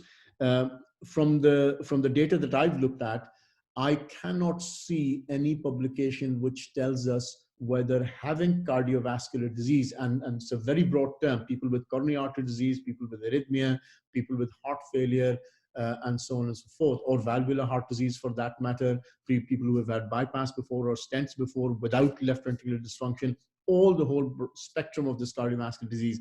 I could not see where it says that these people or these patients are, or I could not see where one could identify a mechanism how these patients were actually acquiring the illness. But what is very clear is that if you've got that background and you get a COVID, no matter where that source is, whether you get it at work, whether you get it out in the shopping center or whatever, that the outcome in these patients is much, much, much worse than it is in patients who do not have these predisposing factors. The clinical presentation, again, very briefly referring to upper respiratory type symptoms, cough, sore throat, and breathlessness. Abdominal symptoms were increasingly recognized earlier on. They're, in our experience, not as common now, but certainly the earlier cohort of patients that we saw maybe about 8 or 10 weeks ago in our rapid assessment unit or respiratory assessment unit, there was a lot of patients presenting with abdominal symptoms, diarrhea, and so on and so forth. And obviously the loss of taste and the anosmia and stuff has been included in the list of recognizable symptoms now by the Department of Health as well.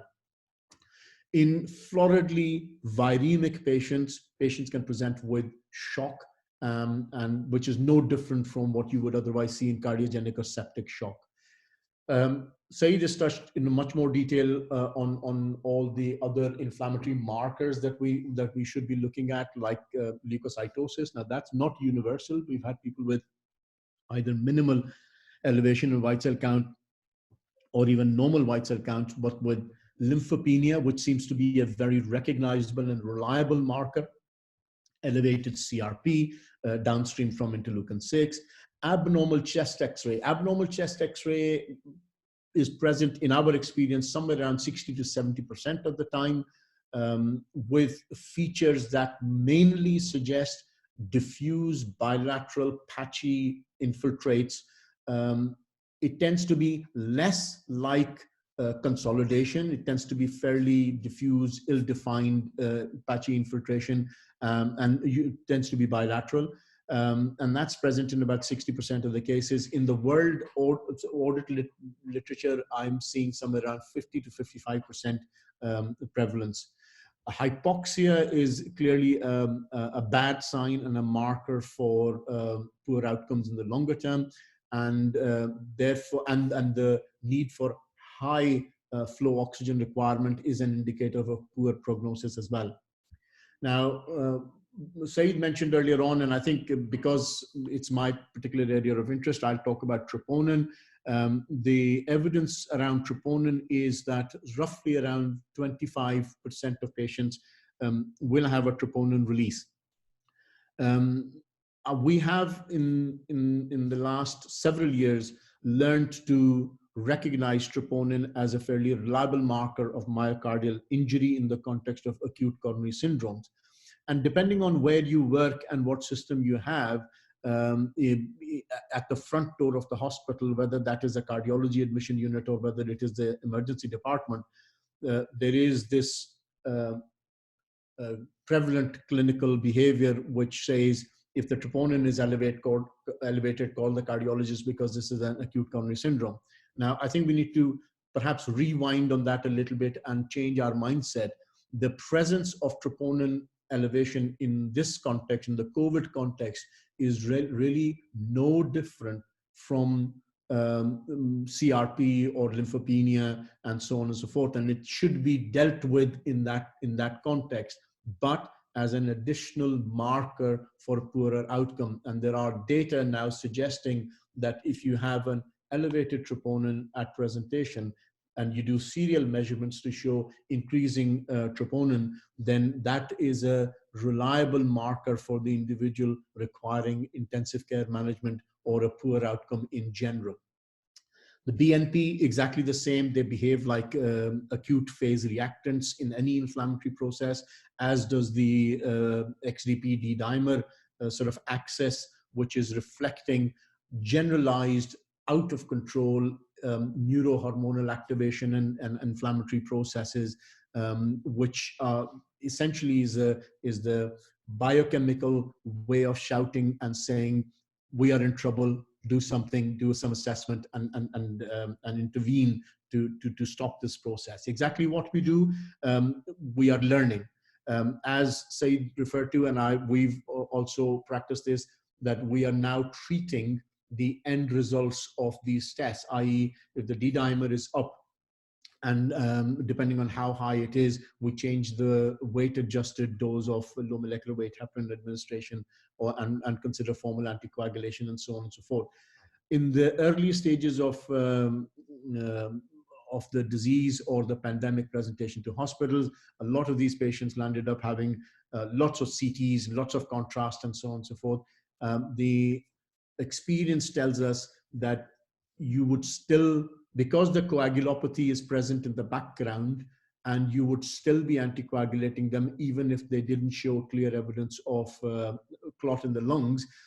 You don't necessarily have to rush in to do a lot of contrast delivery and a lot of radiation exposure if your clinical acumen tells you that you need to anticoagulate somebody. Now, if they don't respond and they're hemodynamically compromised, then to confirm the size of the PE, it would make sense to go for a CT scan at that stage. But for smaller and less hemodynamically compromising situations, we would anticoagulate, but not necessarily chase a CT scan as such. The cardiovascular presentations are phenomenal in the sense that, they are very much like what you would normally see in any acute cardiac presentation. They come, arrhythmias are common, most commonly atrial fibrillation. There are cardiac arrests. We are seeing out of hospital cardiac arrest. We are seeing sudden cardiac death. We are also seeing ECG changes that are consistent with our typical presentations of acute coronary syndrome. We are seeing ST elevation. We are seeing ST segment, dynamic ST segments, depressions, T-wave inversions, et cetera. A lot of these patients who then either present with ST elevation infarction or are presenting with out of hospital cardiac arrest are being taken to the cath lab, where we are also finding that there is a slightly higher prevalence of infarction in the context of normal coronary arteries, as well as type 2 myocardial infarction, rather than a proper true acute occlusive ischemic coronary event. And the treatments for these are based on what the anatomy is. There's a significant number of these patients who do have the COVID, who then present to the primary cardiovascular presentation, go to the lab and have the box standard angioplasty and intervention carried out. We are seeing patients with heart failure, either acute or insidious, i.e. primary presentation with myocarditis up front with heart failure, or heart failure secondary to an acute coronary event that has happened, that has precipitated admission. There is obviously the linked sort of vascular problems of peripheral thromboses and stroke presentations. What is difficult to separate is these acute events happening in people who are already known to have vascular disease, either diagnosed or de novo presentation in people who had undiagnosed disease. And those are the difficult subgroups to identify, but the presentations, clinical presentation, the management is no different from what it has been always. The presumed mechanisms, I referred to this earlier on, there is a direct cell damage by viral infiltration or endocytosis, and that destroys the cell and then moves from cell to cell to cell, causing destruction in the organs, reflected by increased capillary permeability. You get the ARDS type presentation with lungs that are full of fluid. You can get that by peripheral vessels being destroyed and third spacing of fluid, and presenting classically with that, the combination that we heard of recently, or just a few minutes ago, with a volume, intravascular volume depleted but fluid overloaded patient, which is extremely difficult to control. You then get the micro and macrovascular dysfunction. You have the immune system disruption, and then a later surge because the immune system circulates all the hormones that cause negative feedback on various cardiac function, leading to a multi-organ failure situation. And clearly, these are then multiplied by pre-existing disease. So if you've already got physiological compromised situation with poor physiological cardiac reserve, then any acute deterioration or an impact is going to make the clinical picture much worse and survival less likely. Age and overall vulnerability being two important sort of mechanisms. So looking at the third paper, which I looked at, is Liu and their colleagues, published in Circulation, American Heart Association recently, looked at the science underlying COVID-19 pandemic in the context of either pre-existing or de novo cardiovascular disease. And the suggestion was that if you had no pre-existing condition, so you're looking at the very last line on the slide, but no pre-existing condition, your actual mortality rate in that context is pretty much what you would get with a fairly severe flu infection. However, as you go up on the slide, the pre-existing cardiovascular disease then makes your mortality tremendously high probability, and in the order of about multiplication by a factor of 10. The pre-existing cancers we know that people with malignancy, whether treated or not, have a poor or an altered immune mechanism, and therefore they are prone to concomitant illnesses and infections, and they do poorly. The chronic respiratory disease is not a surprise. Diabetes is not a surprise. Hypertension mortality rate. So this is what I was referring to earlier on. The suggestion in the earlier papers was that people with hypertension were dying more from COVID disease. But the argument was that the people who succumbed to the COVID-19 infection were actually in the age group where hypertension is prevalent. So whether the link with hypertension is just a function of prevalent disease in a vulnerable population, or whether hypertension is a causative or a cause and effect relationship, remains to be identified. But it is now noted to be one of the pre-existing conditions that makes your survival less likely if it is there and people get the infection. From the outcomes perspective, we have heart failure, myocardial pericarditis, vasculitis, infarction, as I explained, full spectrum of it, arrhythmias and thrombotic events. Roughly about 25% have elevated troponin, and that does reflect myocardial injury. The question is whether the myocardial injury is a primary ischemic event or is a secondary event due to the fulminant infection and so on and so forth, and type 1 or type 2 differentiation. But it seems to be a reliable marker for a poorer outcome in the longer term. There is some suggestion from a paper that I read about 2 days ago. There is a suggestion that serial elevation of troponin is a reliable indicator for the need for ICCU transfer as well, because it is telling you the myocardium is not coping. BNP has a similar profile to troponin, and these combinations of features that are commonly and easily measured in any medical ward should raise concerns around the expected outcome for that individual, and should be ringing alarm bells to put supportive and symptomatic treatments in place as quickly as possible.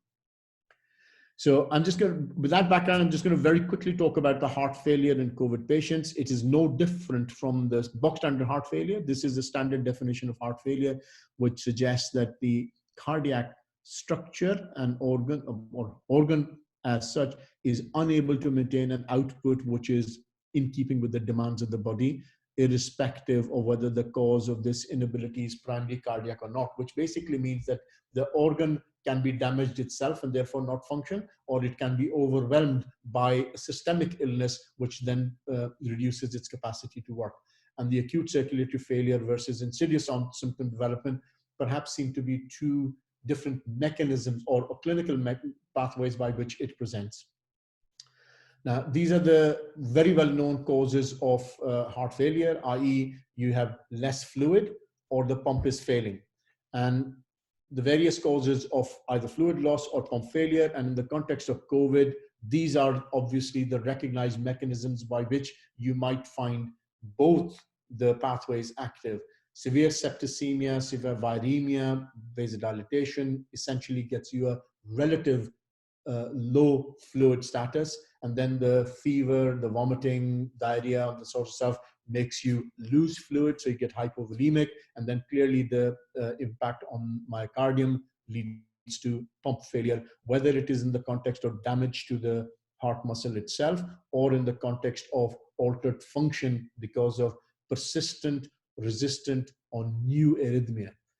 As we all know, 25% of the cardiac output is from atrial contribution to ventricular filling. So a new atrial fibrillation in somebody who's septic with vasodilatation, hypovolemia, you can imagine the impact that will have on cardiac output and what it does to the symptom status and the clinical parameters that we measure. The mechanism, again, is no different from what we already know about. The fall in cardiac output, whether it is volume loss or pump failure, activates the neurohormonal systems, and we've gone through what the renin-angiotensin system does to that. And then obviously there is a central sympathomimetic impact which causes increase in heart rate and vasoconstriction that contributes to try and preserve as much perfusion to vital organs as we possibly can. And that leads to the symptoms and the signs that we perceive on clinical assessment. The suggestion is that somewhere around 1/5 of the patients presenting with COVID will sustain a myocardial injury of some description, whether it is direct infiltration of the virus into the myocardium or whether it is a neurohormonal immune-mediated impact on the myocardial function I think is academic. There is some data from the European endomyocardial biopsy stuff, which is suggesting that the virus material is present in up to about 80% of patients who are, so these are obviously autopsy studies. There are very few centers who will be brave enough to take on doing endomyocardial biopsy in live patients in the current climate. So these are post-mortem studies that I'm referring to. And therefore, by that token, perhaps more selective as well, and their selection bias will impact on this, because these are people who've died of myocardial injury, and therefore you expect that there'll be a greater prevalence. So whether this translates into how this translates into general population of COVID positive, asymptomatic, COVID positive, non-cardiac patients, I don't know at this point. But what we are sure of is that whatever the mechanism of myocardial injury is, as soon as the clinical manifestation of myocardial injury comes in, there is clear sort of indication that the outcome is going to be poor, and roughly about half of these patients, half of the patients who died due to a cardiorespiratory collapse disorder. So management depends basically, on how we treat symptoms and how we can support patients and hope that we can alter the course of this illness. The very few RCT data, I think I'm privileged to have access to some of the viral stuff that is coming out of Oxford and Cambridge. And day before yesterday, remdesivir is the study they were looking at hasn't been reported and is in publication suggesting that remdesivir shortens the duration of illness from 15 days to 11 days in symptomatic patients. Does that mean that they have less mortality? I'm not sure. The numbers are relatively small and the data is still being looked at. So the headline data is that the duration of illness is shortened. People feel better earlier using remdesivir. We are still waiting for the details on other data being collected as part of that. There's, as Said said, and we all know, large number of RCTs are ongoing with antivirals, antimalarials, immunomodulating agents, including steroids. Bit of caution around the antimalarials. There is obviously anecdotal data suggesting that these are helpful, but we as cardiologists should be very clear when we talk to patients, and I believe me, there are patients who ask these questions on a regular basis, is that the risk of having things like torsade de pointes, ventricular fibrillation, other malignant arrhythmias in the context of patients having antimalarials, but without knowing what their predisposition towards these malignant arrhythmias is, we just need to be very cautious in how we accept and allow use of these medications. There is some suggestion that ACE inhibitors and ARBs may be protective. Whether this is to do with the behavior of ACE2, which changes when ARBs are present, i.e. the ACE2 as a feedback mechanism gets down-regulated, or it's still present in high numbers on the cell surface, but its behavior changes because the ARBs are also modulating it. That is speculative, but there is some signal to suggest that the use of ARB ACE inhibitors might in fact be protective. So the treatment basically depends on, is divided into three groups: symptomatic, supportive, and prognostic. The symptomatic treatments are pretty straightforward. You deal with the oxygen requirements, whichever way you want to, NIV or non-invasive ventilation. We've been historically in the context of cardiovascular presentation management been used to using morphine and diamorphine to for people with acute pulmonary edema and breathlessness and hypoxia and type 1 respiratory failure. We just need to be conscious that the mechanism of hypoxia in COVID patients is different from pure acute pulmonary edema. So just be aware of that. The symptomatic treatment with pain relief, paracetamol, et cetera, diuretics. Changes may be ARDS. We just need to be clear. We do not want to have people dehydrated over and above their third spacing, which gives us that problem about intravascular dehydration and extravascular fluid load. So just be aware of that. People have used nitrates. I've used nitrates in the context of COVID, but I've always made sure that we get an echo done before, so I understand what the filling pressures are. And just to add on a little bit to what Syed said earlier on, is that there is another very easy mechanism of understanding what the fluid status is by looking at the right ventricle filling on an echocardiogram, and the patterns will tell you, and we can measure indirect measurement of wedge pressures and so on and so forth. So just be aware that that can be done. For those of us who have an interest in echo as well, there are pretty reliable data on good echo being able to provide very, very good measurement of hemodynamics within the cardiopulmonary physiology, rather than having to depend on invasive procedures. And beta blockers, I mentioned beta blocker as a supportive treatment for heart rate control, for atrial fibrillation, ventricular rate control, and for control of, say, ischemia or angina or heart failure. And there is pretty good evidence for the use of beta blockers in acute heart failure now as well. So just be aware that that is an option available, obviously with monitored surroundings. We need to, well, I don't want to be in direct conflict with Syed, but I do wish to say that if there is somebody who is in florid pulmonary edema and your echo is telling you that the ventricle is knackered because left ventricle is dilated and so on and so forth, and therefore I suggest that the threshold for echo should be very low, then avoid fluids, IV fluids in that context if you can. Prone positioning with or without ventilation, Syed has talked about it. We are obviously seeing in some patients this being used and used to good benefit. Chest physiotherapy is something that one can undertake. Obviously, the monitoring of all the physiological parameters that allows you to measure what the response to your intervention is. Measuring things like BNPs, troponin, CRP on a serial basis, and early echo and repeat echo later on, because as I mentioned earlier on, there is that initial impact and there might be a delayed neurohormonal impact with the cytokine surge, which basically can be picked up with echocardiography if the cardiac function coming in was good and going and when the patient deteriorates, the LV dysfunction is poor, then it tells you what the prognosis is going to be. If the cardiomyopathy is confirmed, Syed has spoken about the renal replacement therapy. ECMO is an option. I'm not a great fan of inotropes and sympathetic stimulants, although in the short term, most ICCUs will use adrenaline, noradrenaline on a very, very frequent basis to support.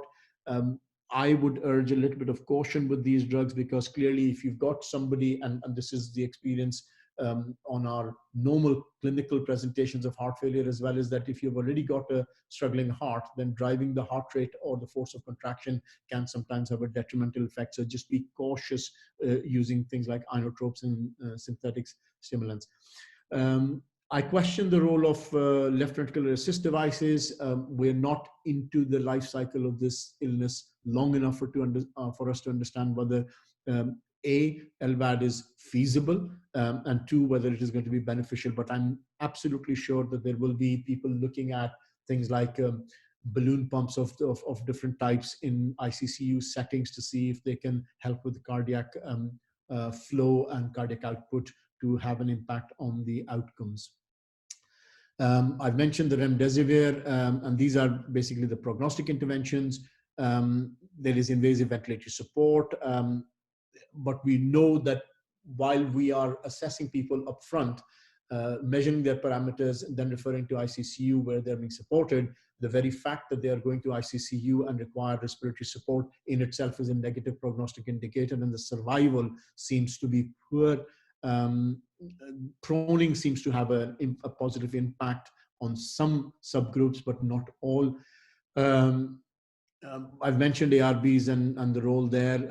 Managing arrhythmias, acute coronary syndrome, heart failure, as you would in normal circumstances, is very, very important, because you don't want to be missing out on managing a reversible cause, which just happens to happen to somebody who is affected by COVID-19. And I think we need to be cautious around how we prognosticate when patients are coming into hospital with COVID-19.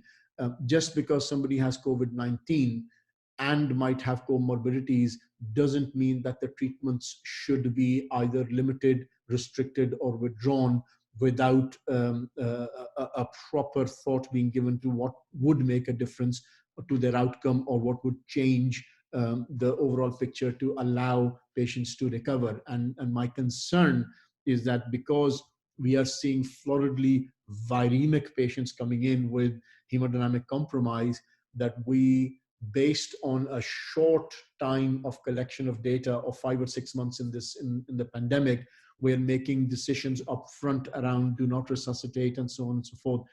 I don't think they're necessarily wrong decisions or incorrect decisions, and I think it is important we do assess the need for these, but I would urge a word of caution to say, make sure you've looked at all the reversible sort of options before saying we can't do much for any individual. Of course, there are patients who are, young 35, 40-year-olds who have no comorbidities and who are very, very poorly, and we don't talk about do not resuscitate there. Then there are other people who are in their mid to late 90s and they're coming in with high comorbidity, and we know that the gain in terms of life prolongation and stuff like that is extremely limited. So there are those two extremes that you can perhaps very sensibly say, yeah, I am or I'm not going to talk about resuscitation here.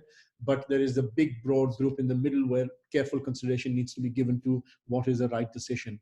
The aggressive monitoring and management of coagulopathy is critical. You can treat coronary artery disease, you can treat heart failure, you can treat respiratory problems and get them out to the ward, and then their coagulopathy kills them because they've had either a massive stroke or a massive pulmonary embolism. So just be aware and upfront with monitoring and treating the coagulopathy, and that's critical to survival, in my opinion. So in conclusion, what I would say is it's a highly infectious person-to-person transmission. Most patients have a mild or asymptomatic clinical course. 16%, roughly 16-70% have a severe illness with a significantly variable reported mortality rates ranging from 1.6 to about 12%. I think these are unreliable. I think we are unreliable because no one in the world has taken at the moment, no one in the world at the moment has published fully reliable data on what the background prevalence of COVID-19 is in the population, including the incidental positives, asymptomatic positives, symptomatic positives, survivors, and dead positive patients. And therefore, we have no understanding what the denominator is. What we're looking at is snapshots of people who are coming into hospital, and most people come into hospital because they're symptomatic. So you're looking at a percentage of the overall COVID positive patients in the world. So just be careful how the prevalence data and mortality data is interpreted in that context. We had, if you remember, when the pandemic was announced by WHO, the suggestion was that the mortality rates were going to be similar to flu, i.e. less than 1 to 1.5% overall. And that was based on some modeling work that suggested that if there was a prevalence, a certain level of prevalence in the population, it would do two things. One, it would perhaps induce an immunity, which is the so-called herd immunity type sort of concept, and like the flu viruses do. And also it would allow you to have a larger population of positive patients, but a very small percentage of people with bad outcomes, i.e. an acceptable level of mortality, et cetera, et cetera. So just be aware of how this data is interpreted, because we don't know what that denominator is. There are, however, very easily identified pre-existing clinical diagnoses, and most of these are cardiorespiratory. I'm deliberately not talking about the people with, say, hematology cancers or already established on dialysis and so on and so forth, because they are extremely high risk group and vulnerable group because their immune systems are already modulated and modified. But in the cardiorespiratory context, things like long-standing respiratory illnesses, coronary artery disease, arrhythmias, heart failure, and so on and so forth are easily recognizable clinical diagnoses that tell you that people with these conditions, if they get COVID-19, will do poorly in the longer term, and we need to identify them upfront and protect them as much as possible. And I'm coming to the last slide. So symptomatic and supportive treatment should be instituted early. Close monitoring of biochemical, hemodynamic, and respiratory parameters is absolutely critical. Need for invasive ventilation seems to be a strong indicator of a poor outcome. So my practice has changed in the sense that when in the normal circumstances, in COVID negative heart failure or acute myocardial infarction or cardiac arrest patients, I am keen to get them the ventilation support, because I know that all they need is a period of rest, physiological rest from normal working, and then they will make a recovery. If I do this early, there's a better chance for them to improve. In COVID type circumstances, I know that if we're getting to the stage of invasive ventilation, there is something that patient's physiology is telling us that it doesn't like and is unlikely to do well in the longer term. For these vulnerable patients in whom we know that there is pre-existing condition and so on and so forth, shielding or isolation is probably sensible to consider. And obviously, we wait for the RCT outcomes in the longer term and hope that we will be able to get some reliable prognostic indicators that we can modify, and we will have treatment that will impact on the outcome, hopefully in the longer term. So watch this space. Thank you very much. That's me done. I hope it's been helpful. I'm open to questions if people wish to ask any. I'm going to exit this. Thank you very much, Professor Junejo. That was a fantastic talk. At this stage, I'm going to ask Dr. Hind Elzein to get her presentation ready, because what we'll do is we'll go straight to the case presentations, because there will be plenty of opportunity during the presentations to stop and ask questions and discuss points. So, Dr. Hind, will you be able to get your presentation? If Prof, if you can unshare your screen. I'm just looking to do that. So I think it's just at the top, I think. Right, it says, right. I think it says stop yeah, sharing. Yeah, I beg your pardon. There you go. Sorry, I beg your pardon. Sorry. So you see, all you younger guys are tech savvy. I'm not. So I just have to learn these things as I go along. So while Dr. Hind is getting that ready, does anybody have any specific comments they'd like to make? I have a comment for Dr. Junejo. Yes, sir. Am I unmuted? No, fine. Yes, no. Right, we can hear you. So there's we're talking about RCTs. All of us want to do rational, logical decision making, but many of us, to me included to a certain extent, this vitamin D issue is rising, and people are now self-prescribing, taking vitamin D. Some people are recommending it, some are not. There is definitely an association. I've not seen an RCT or its effect. And before COVID, all our practices was vitamin D was the go-to place to go to when you didn't know what was going wrong with your patient. And you checked it and said, oh, it's low, therefore that's what was associated with it. In general medicine, that was the case. But now, with the current talk, I don't know what people's feelings are about vitamin D. What is the mechanism here? Or isn't there one and it's just purely an association? To the best of my knowledge, the utility of vitamin D is noted in, if you look at the physiology of vitamin D, the way it works is it enhances the immune mechanism, and it is presumed to be beneficial in that respect.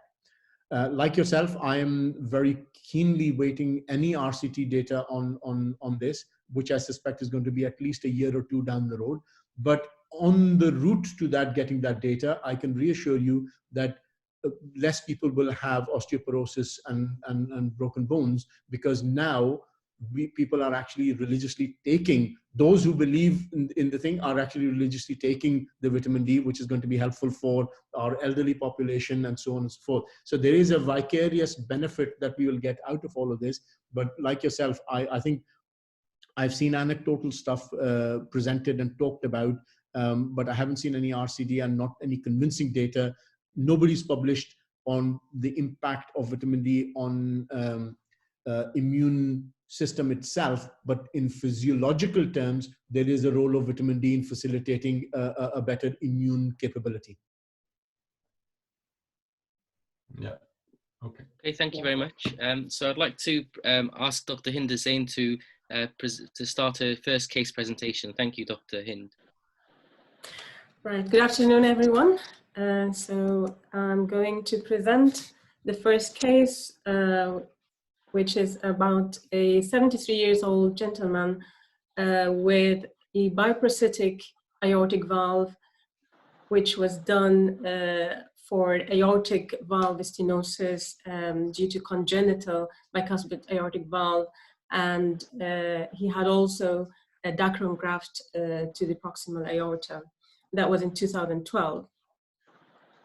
He has a mild left ventricular systolic impairment, and that was by the echo scan, which was done 2 years prior to his admission. At that time, the valve was well functioning with no issue related to his valve and his ascending aortic graft.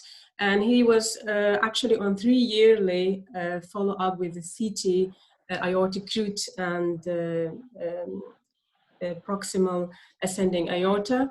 And the latest scan was done about 2 years prior to his admission, and it showed some mild calcification in the circ and RCA, so there was no significant coronary artery disease. So he was admitted. So he was admitted with 2 weeks history of shortness of breath and symptoms of orthopnea, paroxysmal nocturnal dyspnea with increasing leg swelling and reduced exercise tolerance. He also had 4 or 5 days of fever with sweats and cough productive of free sputum. Other background, just to mention, other significant background for this patient is hypertension and high body mass index and some arthritis and rheumatoid arthritis. He was on amlodipine for his hypertension on admission, was on aspirin, and he was on 40 milligram of furosemide, and he was on hydroxychloroquine for his arthritis and some ibuprofen, like PRN, and some salbutamol inhaler. He lives with his wife. He walks around using a stick, so he's relatively independent, and he's a non-smoker, drinks a little bit of alcohol. On clinical assessment on admission, he was apyrexial. His heart rate was, he was tachycardic, heart rate was 150 beats per minute. He was hemodynamically stable, blood pressure was within normal, maintained saturation 94% on room air. Examination of the heart revealed no audible murmurs with a normal heart sound. He showed some signs of failure. He was actually in failure with a raised JVP, bibasal crackles with slightly reduced breath sounds bibasally. He had a moderate leg edema up to thighs, and his weight was 123.5 kg in admission. So part of the workup was the ECG. So if you can, when you go back one step, Hind, you can just go back one step. Yes. Go back one slide. Okay, so I'm just going to stop you there and just ask for some input here regarding the clinical presentation. Perhaps one of the panel members can comment on what their thoughts are at this stage before we go on to look at the ECG. Can I come in there, please? Yes, of course. Right. So thank you very much. It's a very interesting conundrum. I think it kind of represents what we see on a regular basis in clinical working, and I think I'm grateful that you've highlighted it, because it actually shows up the dilemma that we are facing with these conditions. I refer to some of the stuff that I've already spoken about, which is around the pre-existing illnesses and the warning signs of where we're going. So this gentleman is, and I deliberately didn't speak about BMI earlier on, but BMI is also one of the factors recognized. So elderly, male, elevated BMI, pre-existing cardiovascular condition, including heart failure, and perhaps in the whole of that, what he's missing is not being a diabetic, but who knows, he might be a maturity onset, diet controlled, hypoglycemic as well.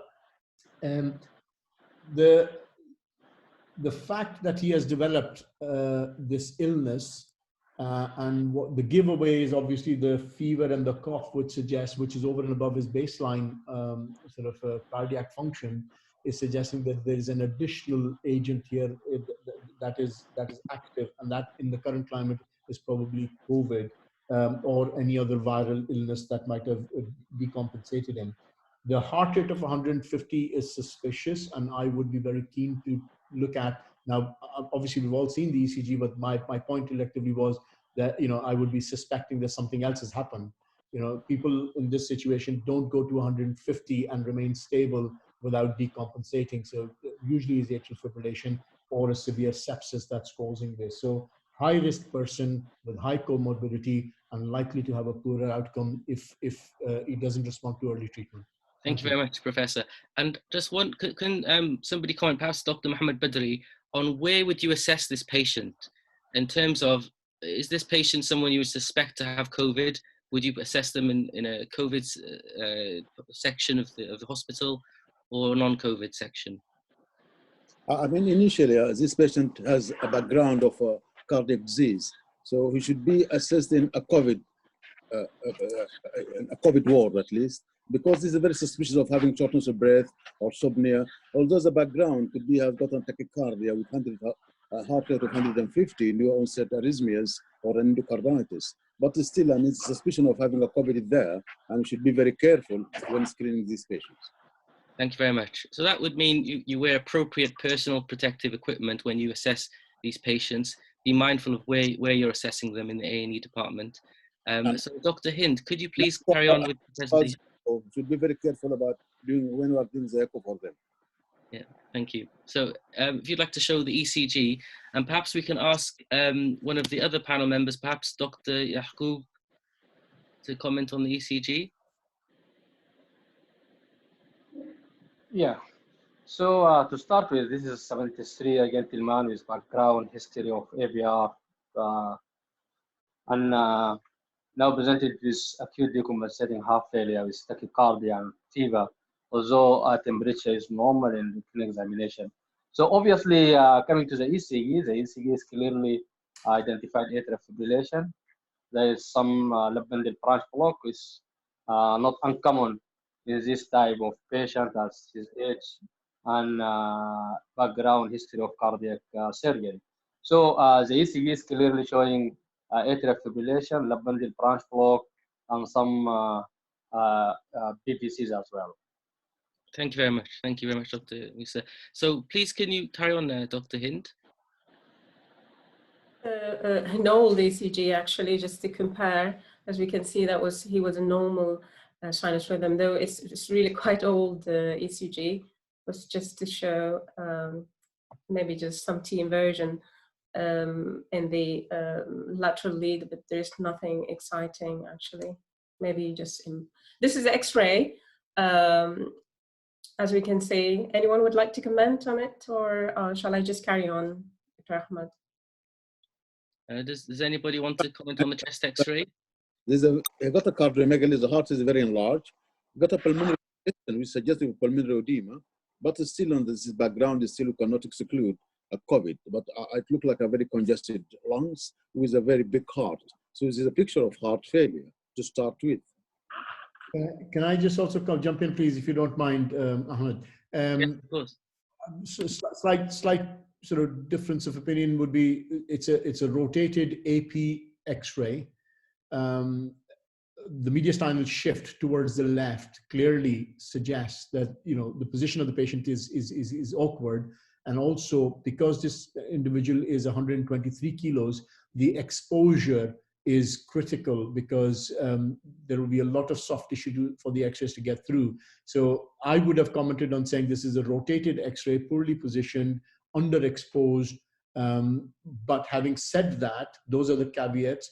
There is clearly evidence of bilateral infiltration. I'm not sure I would comment on the heart size just at this stage, but clearly knowing what we know, I wouldn't be surprised if the heart is enlarged. So very, very suspicious X-ray. The right costophrenic angle is not visible as clearly as I would like it to be. But if you look at the soft tissue shadowing over there, there is clearly the mammary tissue is enlarged and superimposed. And what you don't understand is whether there's fluid in that base or whether it's just soft tissue overlying it. So very markedly unusual and abnormal X-ray, but I would stop there. Okay, Dr. Hind, would you like to carry on? Right, so yes, as actually mentioned, this is obviously an abnormal chest X-ray and shows diffuse pulmonary congestion, both lungs. The costophrenic angle is not very clear, but it might be there is very small amount of effusion. But the remarkable finding is the congestion in both lung fields. Blood tests were remarkable actually for a raised white cell count and neutrophil count and a low lymphocyte count. CRP was not particularly high actually, and his kidney function showed stage 3 chronic kidney disease with a creatinine of 115. Calcium, magnesium, and thyroid function tests were normal, and lactate was normal. ALT was slightly high, probably secondary to congestion. So at this stage, the initial diagnosis for this patient was new atrial fibrillation with rapid ventricular rate and decompensated congestive heart failure and lower respiratory tract infection. He was actually initially treated as high suspicious for COVID, but his COVID screen was negative. Okay, so if we could just go back one slide. So does anyone have any comments on that? Does anybody agree or disagree with that? So Dr. Said would like to. So I ask this question to myself when I'm looking after COVID patients. And the question I ask is, what is the pre-test probability of them having COVID? And that is the reason I ask myself that question, is to get away from what we call COVID blinkered diagnoses. If you look at where we are now to where we were 4 weeks ago, majority of patients were COVID test positive. Where we are in the UK with the flattening of the curve, majority are now 90% negative. So you've got to remember your pre-test probability. This case, the clinical finding, one important thing, the cough with COVID is usually dry and non-productive. His cough is productive and green sputum. So you may have an overlying infection, lower respiratory area, and maybe a decompensated heart failure. You may have COVID, but the pre-test probability, you've got to put the time scale on that. Are we talking about the case right now, in which country, this country, then the pre-test probability is low, and I would predict he would be a low risk case. If you asked me 5 weeks ago, I would have said he was intermediate or high. So you've got to ask the question at the right time, because this is the issue currently of the rapid assessment units and other places, that if you just have 2 symptoms, shortness of breath and fever, then you'll be looking after COVID for the next 3-4 years. Said, can I also make a comment around the test itself? I think one of the things that I don't know, I'm sure people are aware of this, the sensitivity and the specificity of a COVID test in the current day and age varies quite significantly depending on what you're using. And the Roche test that we use as probably about between a 65 to 70% sensitivity. So just be aware of and this is just for general audience consumption, is that, you know, a negative test may not be negative. And also in terms of the exposure, there is nothing that suggests that this person's exposure to COVID, wherever that might happen, is he a day 1 exposure? Is he a day 3 exposure? Is he a day 6 exposure? And the probability, again, the retrospective data that's coming out of the registries is suggesting that if you test too early, you might have a negative test, which then becomes positive, and the probability of positivity increases with days, right the way up to day 6 and day 7. So just be conscious of that we are dealing with an illness that is very new to us, and the impact of that on our normal ways of thinking is going to be variable. So I am looking at it from a slightly different angle. I mean, as Syed is looking at it from the point of, you know, what other possibility might explain his symptoms. I'm looking at it, I know what the other possibilities are, but could this person have COVID? I think the background tells us that he's at high risk of it. Yeah, thank you. Dr. Yes. Nasrein, yes, please. I think even having the lymphopenia, we raise the suspicion. Yes, you cannot tell, but being a high-risk patient, it's better to take the possibility of having COVID earlier on, so the prognosis will be worsened if we delay putting this possibility. So I will be very considerate about his lymphopenia and will take it as a part of COVID. Thank you very much. So I think most people would say that they would test for this type of patient with this type of presentation. I think most people would say they would test for it up front. Would that be fair to say? Yes. Does anybody disagree with that? I would say test and then retest. Okay, great. And in terms of precautions, you know, where would you manage this patient? In a side room, in an open ward? What would? Ideally in a side room, and then with monitoring and do the basic treatments that we do and watch for the response. If he responds and the retest in 24 or 48 hours is negative, then we are on a winning track. If, however, he is continuing to deteriorate despite the treatment, then suspicion is high that he's hiding something. Great, thanks very much. In some centers, oh sorry, Dr. Syed, yes please. Yeah, so this is the risk now. Your pretest probability is intermediate or low. I wouldn't cohort him with other patients waiting for results, because the risk he then has is negative. Either he becomes positive because he's got true positive and the first test was wrong, or he then becomes inoculated with other patients who are truly positive, who are waiting in the same area. So I agree with Shai, he should be isolated, a repeat test done, because his pretest probability for me is low, but he should be in a side room on his own, treated as COVID with all the PPE that you need, and retest maybe 4 or 5 days down the line. And then if that's still a negative, then he's a true negative. He can then come on to a normal ward. But I wouldn't put him with other people who are waiting for results or who are already positive. I wouldn't do that. Okay, thanks very much. Can I ask about the role of an early CT test here that could help us in identifying whether the patient will be in a separate room or just in the ward? A CT test. Yes, that's a very good question.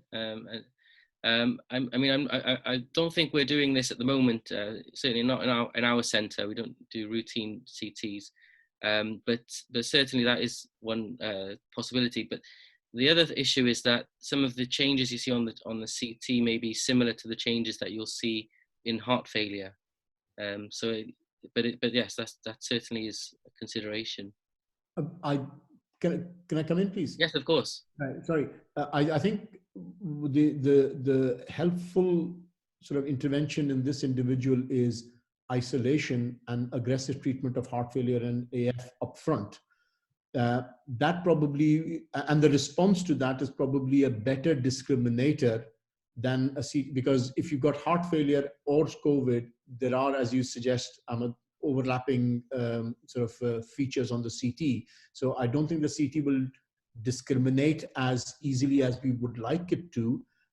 It's a radiation exposure, which perhaps is not that relevant in this context, but it still is an unnecessary radiation exposure.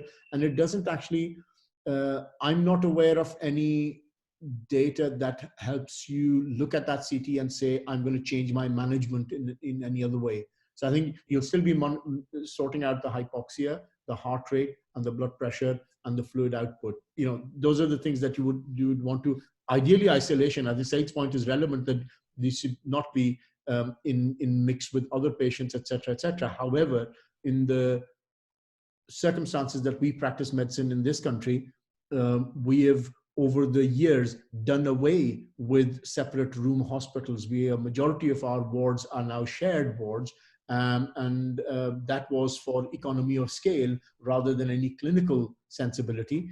And we are now regretting having moved from having single rooms to large shared wards. Great. Thanks very much. Dr. Hind, could you continue with your presentation? Thank you. Okay, so indeed this patient was actually isolated in a separate room because he was highly suspected for COVID. Even after his COVID screen was negative, he was still in a separate room. So if we come to the management for this patient, so the aspects of management, as Professor Junejo mentioned, the treatment of his heart failure, his atrial fibrillation or heart rate control, and of course, treating his acute infection, and the assessment for long-term anticoagulation. So he was put on telemetry, started initially on bisoprolol oral. We will come later to the how he was managed from that point of view. He was started on the heart failure treatment, IV furosemide, initially 80 milligram twice a day. He was also started on oral potassium, as his potassium was in the lower limit of normal, and he was started also in IV furosemide that will lower his potassium further. Was put on fluid restriction to 1.5 liter per day, daily weight and daily renal function and intake output chart. And the plan was to repeat transthoracic echo once his heart rate is controlled, just to reassess his heart function and cardiac status. For his respiratory tract infection, initially was started on IV tazocine for a couple of days, and then he was switched to oral carboxyclav. His CHAD-VAS qualifies him to be started on DOAC, and he was actually started on Apixaban 5 milligram twice a day. Okay, if you just go back one, Dr. Hind. Okay, so anyone have any comments about that management plan, initial management plan for that patient? Yeah, Dr. Said? It's only the she's hypokalemic, or he's hypokalemic. So the standard case short-term measure is like he was already on a diuretic before when he came in. He's going to continue on a long-term diuretic. So I would be looking at amiloride instead of Sandoz-K as a long-term, because he's going to be on diuretics long-term. You're going to only give the Sandoz-K maybe 3 days, and then you're going to leave them off and send them home, and then find out they're still hypokalemic thereafter. So that's the only thing I would think of doing. And then the Apixaban, I would obviously look at the creatinine clearance. You have to calculate that rather than the EGFR to work out the dose to give them, because he's got a CKD stage 3 already. Okay, and Prof. Shahid, Junejo? I would, thank you very much. I think a very valid point. Sid, the other option might be things like eplerenone or spironolactone, which will be potassium sparing as well in the longer term. From the heart failure point of view, there is more prognostic gain from doing that rather than for amiloride. But anyway, you know, either or. I think I would have been a lot more aggressive in the rate sort of AF management, i.e. IV metoprolol or amiodarone upfront if there is hemodynamic stability to allow to do that, because the quicker we get him back into sinus rhythm, the less or the shorter his illness is going to be, and the earlier we are able to get him out of hospital rather than put him into COVID exposure type sort of situation. And I wouldn't even hesitate considering DC cardioversion up front if I've got facility to do a TOE to make sure that he hasn't had AF for long enough to cause him to be having a intra-atrial thrombus. So for now, those would be my comments, and to try and get him out of hospital as quickly as I can. Okay. Anybody else have any comments? Dr. Elzeoud? Yes. Yes, Dr. Ahmed. Actually, I want to make a point here. I mean, in terms of potassium-sparing diuretics, I would rather wait till we do the echo, and if his ejection fraction is lower than 35, then he's eligible for a prognostic benefit from starting eplerenone or any aldosterone antagonist. And this will help with his potassium level as well.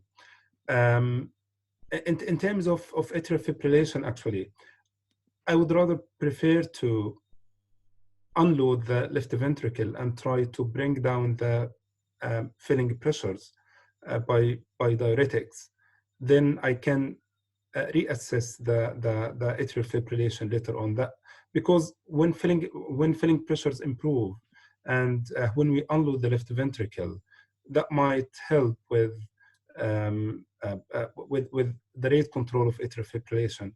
And I think at some point of time, if we do the echo and the left atrial size is very big, then at that point of time we might think of long-term rate control rather than rhythm control, which might be unsuccessful, or it might not be maintained if we revert to sinus rhythm. Okay. I've got a comment about Dr. Badri.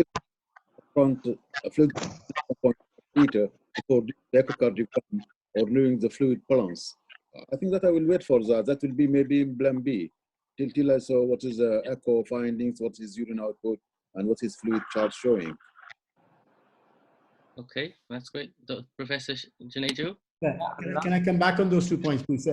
Absolutely, and I agree. I think if you turn the clock back by about 6 or 7 weeks, when we did not have, or sorry, even about months, when we did not have COVID to fight with, and we were looking at managing heart failure, acute decompensation in elderly people, and so on and so forth, I absolutely agree that would have been my position as well. I think in the last 2 or 3 months, what we've learned is that the quicker we can turn these patients around and get them out from a risk environment, if they are stable going out, they tend to stay out and behave, less at risk than they would otherwise. I mean, Said alluded to earlier on, and my experience also is that we have high comorbid patients coming into hospital for acute exacerbations of their already established chronic illness.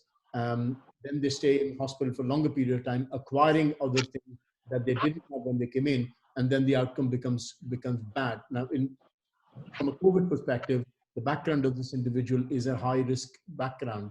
This individual is not going to do very well if he picks up COVID or already has COVID. So the quicker we can stabilize and get him out, the better it will be.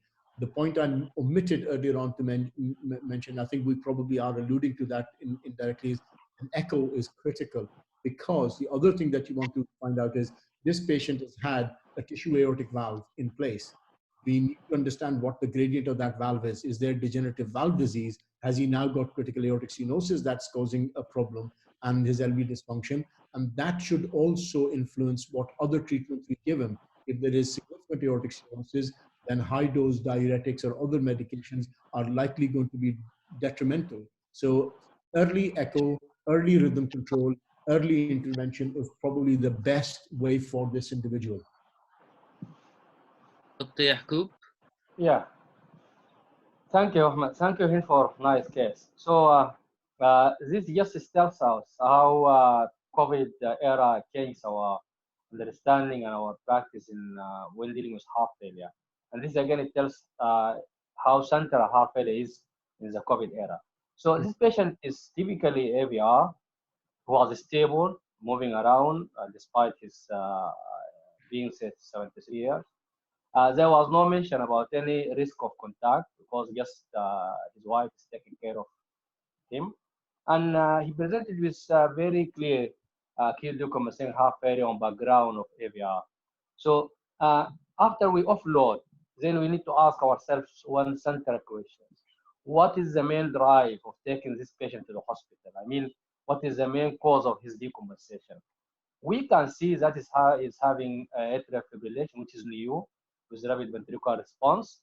COVID being negative or positive, I don't think is going to impact anything on his management. It's just important for epidemiological viewpoint and protecting staff. But for his case management, is not going to change much. So I would prefer, after just putting some IV furosemide, then I will look to tackle the atrial fibrillation. 150 heart beat per minute is fast in someone who is already have AVR and EF was 42 years ago. So I would go for risk control because it's new onset atrial fibrillation. And then depending on echo, we see where to go elsewhere. Okay, thank you very much. Thank you. So we've got quite a lot of, you can see this is a real case and there's variation in practice. And there's some that are saying we need to tackle the rhythm, get the rhythm to sinus. Let's tackle the heart failure. So I think there's lots of ways you can tackle this particular case. Timing of echo, his heart rate is 150. Perhaps Dr. Elzeoud, maybe we can comment on the timing of echo in this sort of case. Yes, Ahmed. Actually, I think at the moment, if we have to ask ourselves first before doing the echo, what are we looking at? If you are looking at assessment of LV systolic function, then I think this is not the right time to be looking at it, because with such high heart rate and the R2R variability, that might be very difficult to precisely assess the ejection fraction. I would say if the patient is not hemodynamically unstable and things, I would rather wait for some time till we unload the left ventricle and get some fluid off, then assess the ejection fraction when the heart rate goes down a bit. So I guess what you're trying to say is that the assessment of the valve will be affected by the fluid status of the patient, and perhaps wait until their heart rate is better controlled and they're offloaded. Would everyone agree with that as a strategy? Exactly. The preload affects the assessment of the heart function. Okay, so Dr. Hind, could you continue your presentation? Okay, so this patient had a transthoracic echocardiogram, which was a targeted scan in the view of the COVID. As we know, as you can see, that there is no. We'll just ask Dr. I'm just going to ask Dr. Elseoud, as an echo specialist, if he can comment on this. Yeah, I just want to say that this echo was not done immediately. It was done after the heart rate was controlled, maybe in about 4 days, following the start of the heart rate medication like bisoprolol, and he also was on digoxin. So, and I'll just leave the floor for you to comment. Okay. Thanks, Dr. Hind. So looking at this apical 4-chamber view, I understand that it probably was hard or technically difficult study because of the BMI of the patient. So many segments of the left ventricle can't be seen well, but I can say that RV is not dilated. The left ventricle, it looks for me like severe impairment of LV systolic function.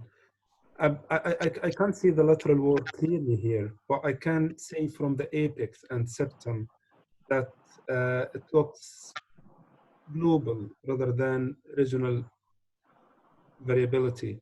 Maybe the basal septum is moving a little better than the rest of the ventricle, but I would say this is clearly severe impairment. Okay. Anybody disagree with that? Okay, so if you can carry on to the next slide. Okay, so yes, just how we comment as we can see that unfortunately it was a really poor echo window, and this is just secondary to the body habitus of this patient. But obviously we can see the obvious the RV appears to be contracting, but it might be also dilated. If we Go to the next slide. So as we can see here, yeah, shall I read that? So we're going to ask, yeah, Dr. Elzeoud, we've got some more views here. From here in the three-chamber view, I think there is some foreshortening of the apex. So but again, the infralateral wall looks to be severely hypokinetic or akinetic. The septum as well, at least till the mid-septum, is severely hypokinetic. The color on the LVOT, I think it's not clearly open, not fully open, but it doesn't show significant regurgitation, and I can see a little bit of mitral regurgitation coming in the view here. Thank you very much. If you'd like to move on, Dr. Elzein. Okay, so they were very quite limited views, actually. The whole study was about 10, maybe to 12 images, and I've chosen the best of them, actually. But I would just comment on this. If we can see here, the aortic valve, it looks very thickened here and doesn't open really well. It could be due to the poor function. This is only single view for the short axis of the aorta. The only view that was done with this study is not really visualized, you can see. And any comments that you would like to?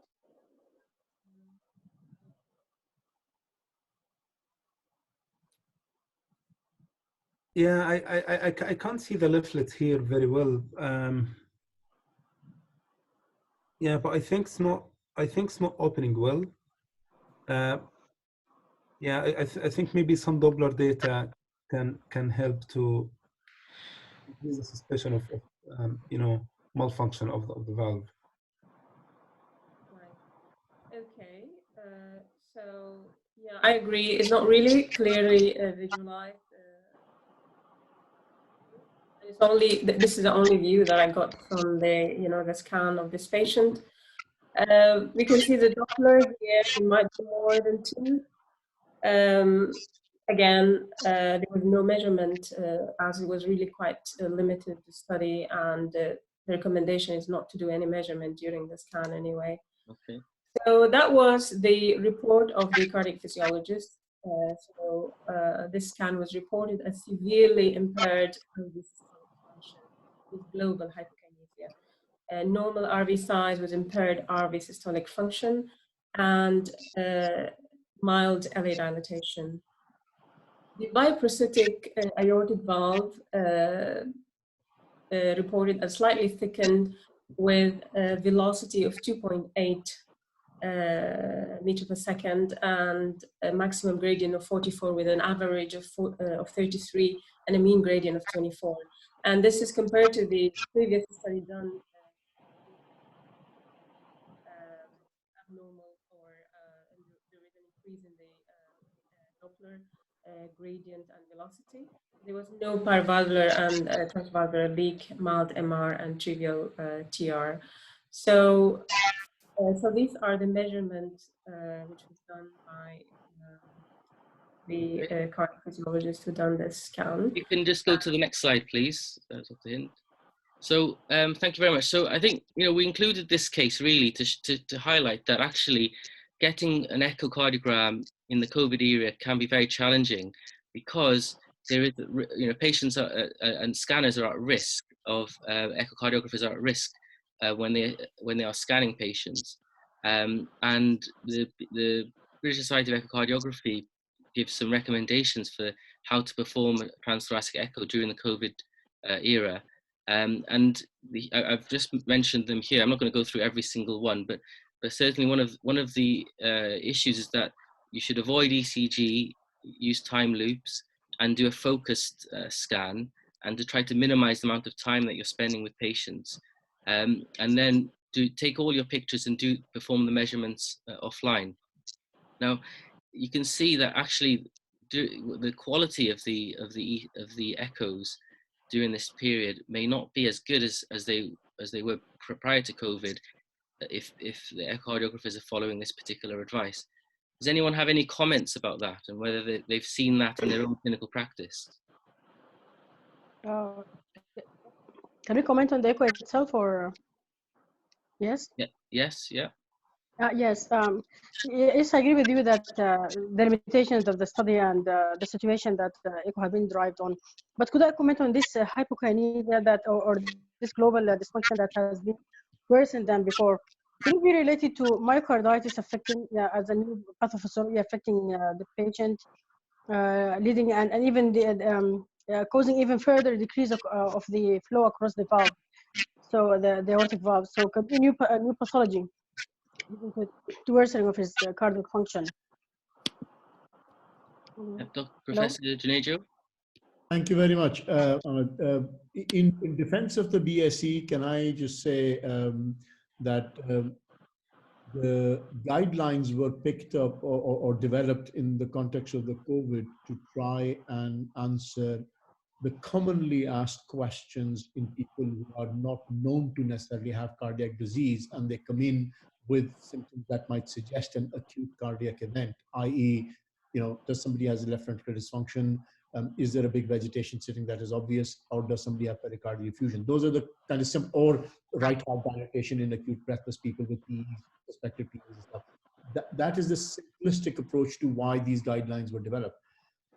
The echocardiogram as a tool is far more complex and tremendously valuable in a lot of patients. And I think we just need to be careful not to allow the possibility of getting an infection override the value of a test when it is actually clinically necessary and would help in treatment. I go back to what I had said earlier on, which is, I think an echo, I agree, with pure rate control, it doesn't make sense to look for left ventricular function. The couple of questions that you would want is, in a situation like this, is where is the fever coming from in a vulnerable patient? Have they got endocarditis? Is there a big vegetation? Have they got an effusion? What does the valve look like, if at all possible to judge? Although the pre-test probability, as Saeed was referring to, in somebody who has got a body mass index which is high and a weight of 120 kilograms and a heart rate of 150, that going to give you accurate information is small, but it gives you a feel for what the valve looks like. And I'm reasonably pleased with the comment that the aortic stenosis looks slightly worse than what it was before, but clearly the valve on visual assessment is not moving. Thankfully, there's no big vegetation.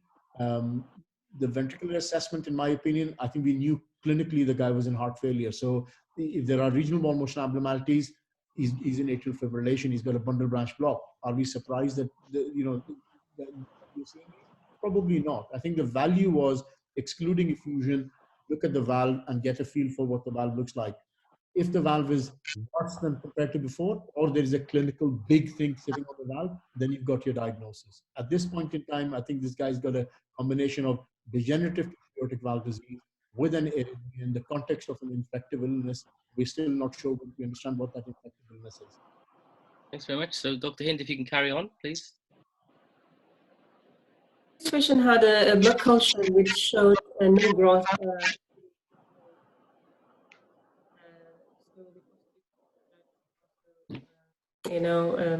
Considered with a blood culture, which was negative.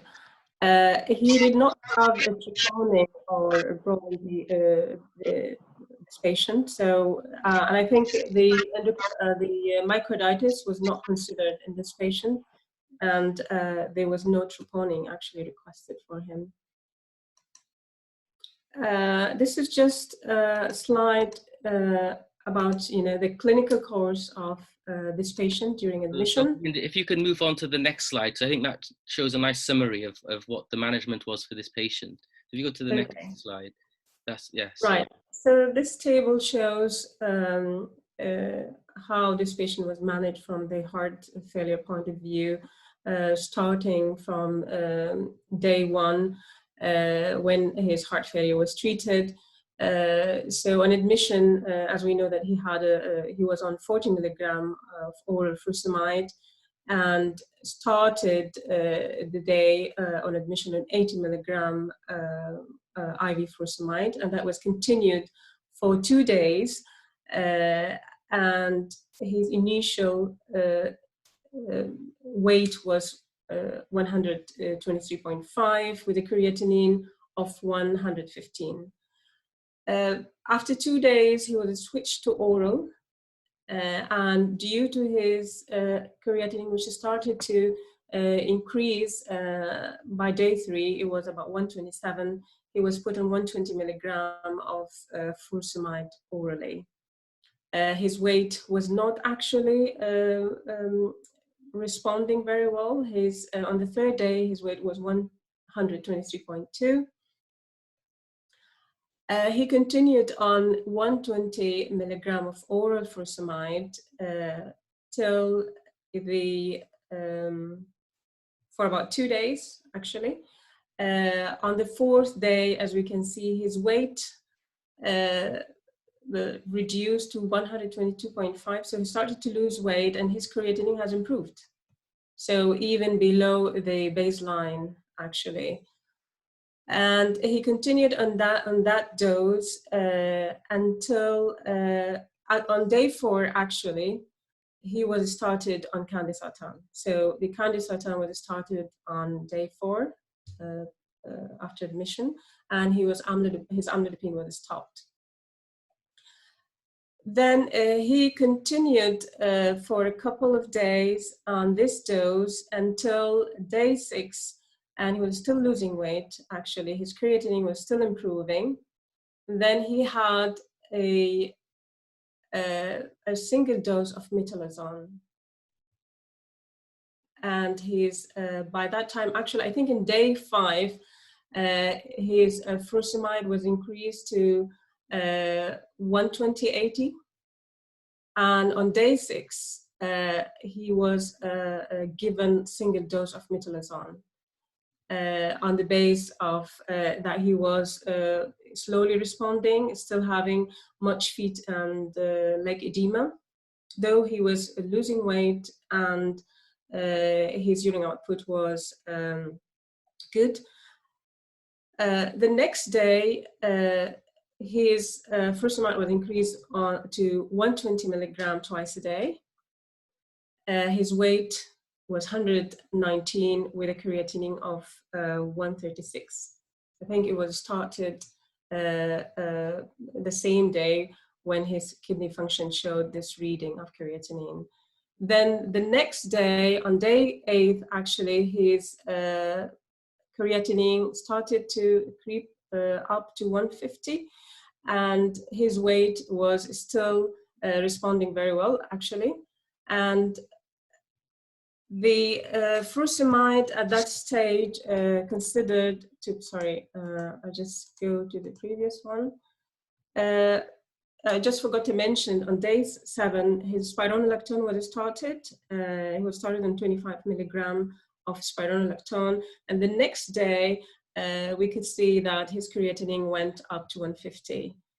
But his weight was responding very well, as we can see. So the event that happened prior to this creatinine, prior to the rising creatinine, starting the spironolactone, he was given a single dose of metolazone, and his candesartan was started actually like 3 days prior to that. Dr. Hind, if you just go back a second. So I'd just like to invite anybody to comment on this sort of management regime. I think we forgot to mention that the patient was started on bisoprolol and was quickly up titrated to 10 milligrams within the first 2 days. That's the only thing we forgot to mention. But in terms of diuretics, IV versus oral, and responses in terms of the renal, according to the renal profile and the creatinine. Yeah, can I comment on that? Yeah. Yeah. So thanks Hind again for this nice case. Obviously this patient presented and admitted with acute decompensated heart failure. Obviously he was on 40 milligram oral furosemide. Then obviously you need to shift to IV furosemide as done actually by treating this patient actually. Coming to the renal function in the setting of acute heart failure, then we need to remember 2 different main pathophysiological mechanisms of acute kidney injury in heart failure. That is, we have renal hypoperfusion, which is mainly related to arterial side of the circulation. And on the other side, we have renal venous hypervolemia and hypertension due to volume overload. So obviously, we need to be very critical in assessing this. We need to understand which is the cause of acute kidney injury in the setting of heart failure. I agree in clinical practice that is difficult, but that's quite important, because if the acute kidney injury and deterioration in renal function due to hypervolemia as a result of renal venous hypertension, as in this case, then you need to push more diuretics, even though you are going to see some more deterioration in renal function. But you need to be reassured that at the end is going to be okay. And this is what exactly happened in this case. So obviously, I will go with IV furosemide for a couple of 48 to 72 hours. I wouldn't mind if the renal function deteriorated a little bit, because I will know this is going to be normalized days later. Introducing spironolactone earlier on, yeah, is a little bit, maybe I am worried about that, because we know these patients just recovering from acute kidney injury. So I will wait till discharge and see patient again and started on MRA in this type of patient. Yeah, thank you. Thanks very much. Yes. Yes, and could I comment? Yes, okay. Yeah. Yes. Yes, I agree that the patient is shifting from cardiorenal syndrome type 2 to type 1 or to some worsening of his function. I agree with the policy of the dehydrating of the patient, but I will not rush to metalazone, spironolactone, and atacant, 3 of them with the diuresis, because all of them in a way or another are deleterious to the kidney. Once I am dehydrating the patient and overloading the patient, I will just stick to this one, and I will just leave the prognostic medications like atacant or spironolactone a bit later, so as not to push more harm on the kidney. I'll be just more gentle in dealing up with the patient. Okay, thank you very much. Yes, thank you. Dr. Elseoud. Yes, Dr. Ahmed. Actually, I want to add something to what Dr. Mousa said and Dr. Nasrein.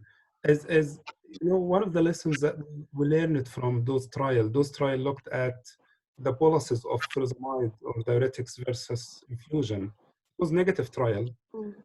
But one of the lessons we learned was that if you give boluses of furosemide, kidney function will mildly impair in the first few days, then it improves before going home, before discharge. So I agree with Dr. Mousa that based on this trial, I would say I won't be very worried about some slight deterioration of the kidney function in the very early beginning of IV diuretic treatment. And I would rather, and that reflects the high renal venous pressure, which is the same like high GVP and high wedge pressure. So it's kind of a marker of high filling pressure. So I would rather carry on with IV furosemide for few days. But on the other hand, if kidney function is not significantly deteriorating, I would start giving some spironolactone or aldosterone antagonist before discharge, because kidney is not significantly impaired, and it's not acute kidney injury by definition. One more thing is this will preserve the potassium in such hypokalemic patient. Thanks very much. And Professor Junejo, please. You're on mute at the moment, so if you can unmute your microphone. Can you hear me now? Yes, we can, yeah. Sorry, I would like to second what has just been said, which is, so there is data from the emphasis and the ephesus studies of using eplerenone, and also from spironolactone, the RALS study. The RALS was in stable patient, the emphasis was in unstable patients, that there is safety. We know that the signals of renal functions are just those. They're signals of what the physiology is doing in response to treatment being given. This gentleman is not at a level where we would be terribly worried about the renal deterioration unless it was sustained. I would leave the expert comments to Saeed to if he's listening, yes, to clarify. But as far as I'm concerned, we would also be aiming to get I have to say my threshold for using metolazone is probably higher than it is for spironolactone or eplerenone. I use metolazone in resistant cases when I've tried all the other bits, because we know that metolazone hits the kidneys much harder. In all of the three, so combination of candesartan, metolazone, spironolactone, I think it was metolazone that probably hit the renal function harder in this individual. I think if we had been upfront with candesartan and spironolactone, probably the renal function may not have been as impacted as it has in this situation. Thank you very much. Dr. Saeed, if you'd like to comment. Yeah, thank you, Dr. Junejo. What was the urine output in this gentleman? Did he record that somewhere? Was that recorded in his daily charts or not? And then the second question is, what was the indication for the metolazone? His weight was coming down. I agree. It's a question for me. Yes, generally yeah. in management, whoever. Yeah. You would Yeah, he was actually responding, and it was considered like a slow response, and that was a decision to give him like just a single dose of metolazone at that stage. And you know, obviously, I agree that contributed to his worsening kidney function. The spironolactone was started about 4 days prior to discharge, actually. And all these events, the spironolactone, and this dose of metolazone, as you can see, and prior to that, candesartan, probably contributed to the acute worsening or acute kidney injury. Looking after this patient, and they had continuity of care? Was it one team and one consultant, or was it different people looking after them? Because that's what happens when different people look after them. Everybody comes and makes a little bit of change and then disappears. Yeah, there's some change in the, you know, the caring team, actually. Yeah. So yeah, you like two. Yeah, exactly. You notice that from the medication, the way it's prescribed. Somebody's got a logical idea what they want to do, and then they leave, and then somebody else comes and they add a little bit more. Because as physicians, we always want to do something rather than wait for it to have an effect, because we're in that time pressure situation. Thank you very much, Dr. Saeed. That's a really very, very good point. So, Dr. Hind, if you could just finish off your presentation, thank you. Okay, so yeah, as we can see here, well, after this deterioration, his furosemide was reduced from 120 BD to 80. If you can move on to the next slide, please. Yeah. Thanks. Okay, but he continued to lose weight. I'm going back to just to mention about the rate control. This is his heart failure point of view. The rate control aspect, he was started on bisoprolol, which was up titrated up to 10 milligram on the 3rd day of admission. And he also was started on digoxin because his rate was not well controlled on 10 milligram bisoprolol. And that digoxin was actually increased to 187.5 microgram. So this is from the from the atrial fibrillation point of view on heart rate control. X-ray was repeated, and I just put the admission X-ray just to compare. I don't know if you can see it very well. Can you see the repeated X-ray? And as we can see, it's much there's much improvement with regard to the pulmonary congestion. So obviously, he responded very well to diuresis. On day 11, this patient was ready for discharge. He remained stable. He felt much better. His leg edema was improving. It was almost in discharge. On discharge, he was having very minimal leg edema. His urine output remained very good throughout the admission. His atrial fibrillation was controlled, and as we can see that he lost about 8 kg since admission. His creatinine was improving. It was on discharge, it was 125. And the plan for him was to be followed in the heart failure specialist nurse clinic in about 3 weeks. Those are his medication on discharge. As we can see, bisoprolol 10 milligram. He was still on the 2 milligram of candesartan digoxin was increased to 187.5, as I mentioned. And his furosemide on the day of discharge was reduced further to 80 milligram once a day. He was kept on a spironolactone and, of course, on his anticoagulant. So 3 weeks actually 3 weeks review happened with the heart failure specialist nurse. And during the visit, he was actually found to be stable, a New York Heart Association class 2. He reported dizziness, mainly on standing and moving head. He was still in atrial fibrillation with a controlled rate. He was hemodynamically stable, his blood pressure was fine, though the patient showed his diary of blood pressure at home, which showed a systolic blood pressure of around 100. No change was done at that stage due to dizziness. The plan was to up-titrate his candesartan, but that did not happen. And planned for a repeat transthoracic echo in 6 weeks. And he was advised to continue weight monitoring and blood pressure monitoring at home. I couldn't find any mention about the weight in the clinic visit, but this is probably due to either stable weight or no change in his weight.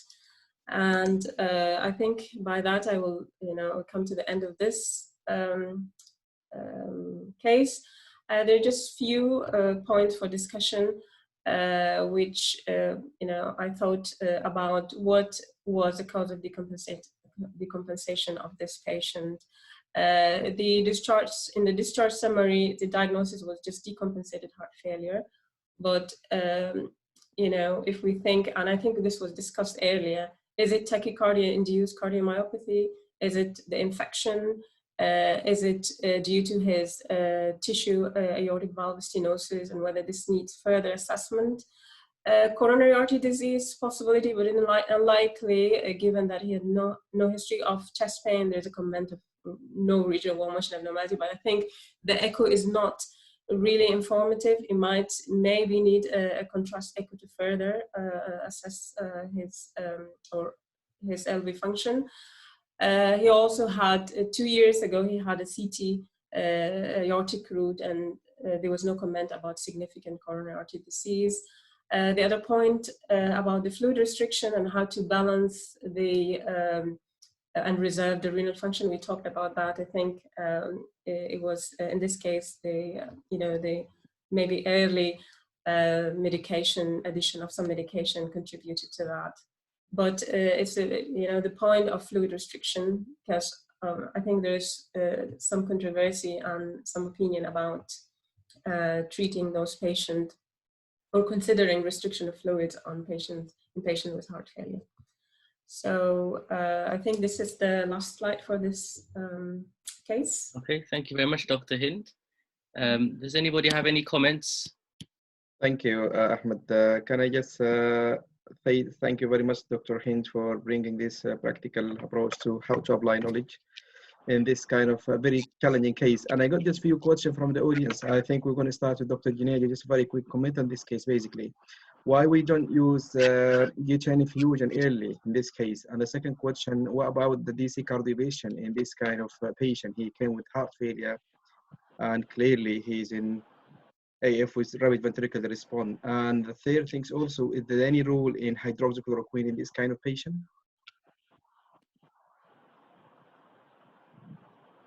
Dr. Junejo, can you hear me? Is this for me, yes? Yes. Okay, so I think, yeah, exactly. I echo the word. I think it's a fantastic case to bring in and raises a number of practical issues that we need to address.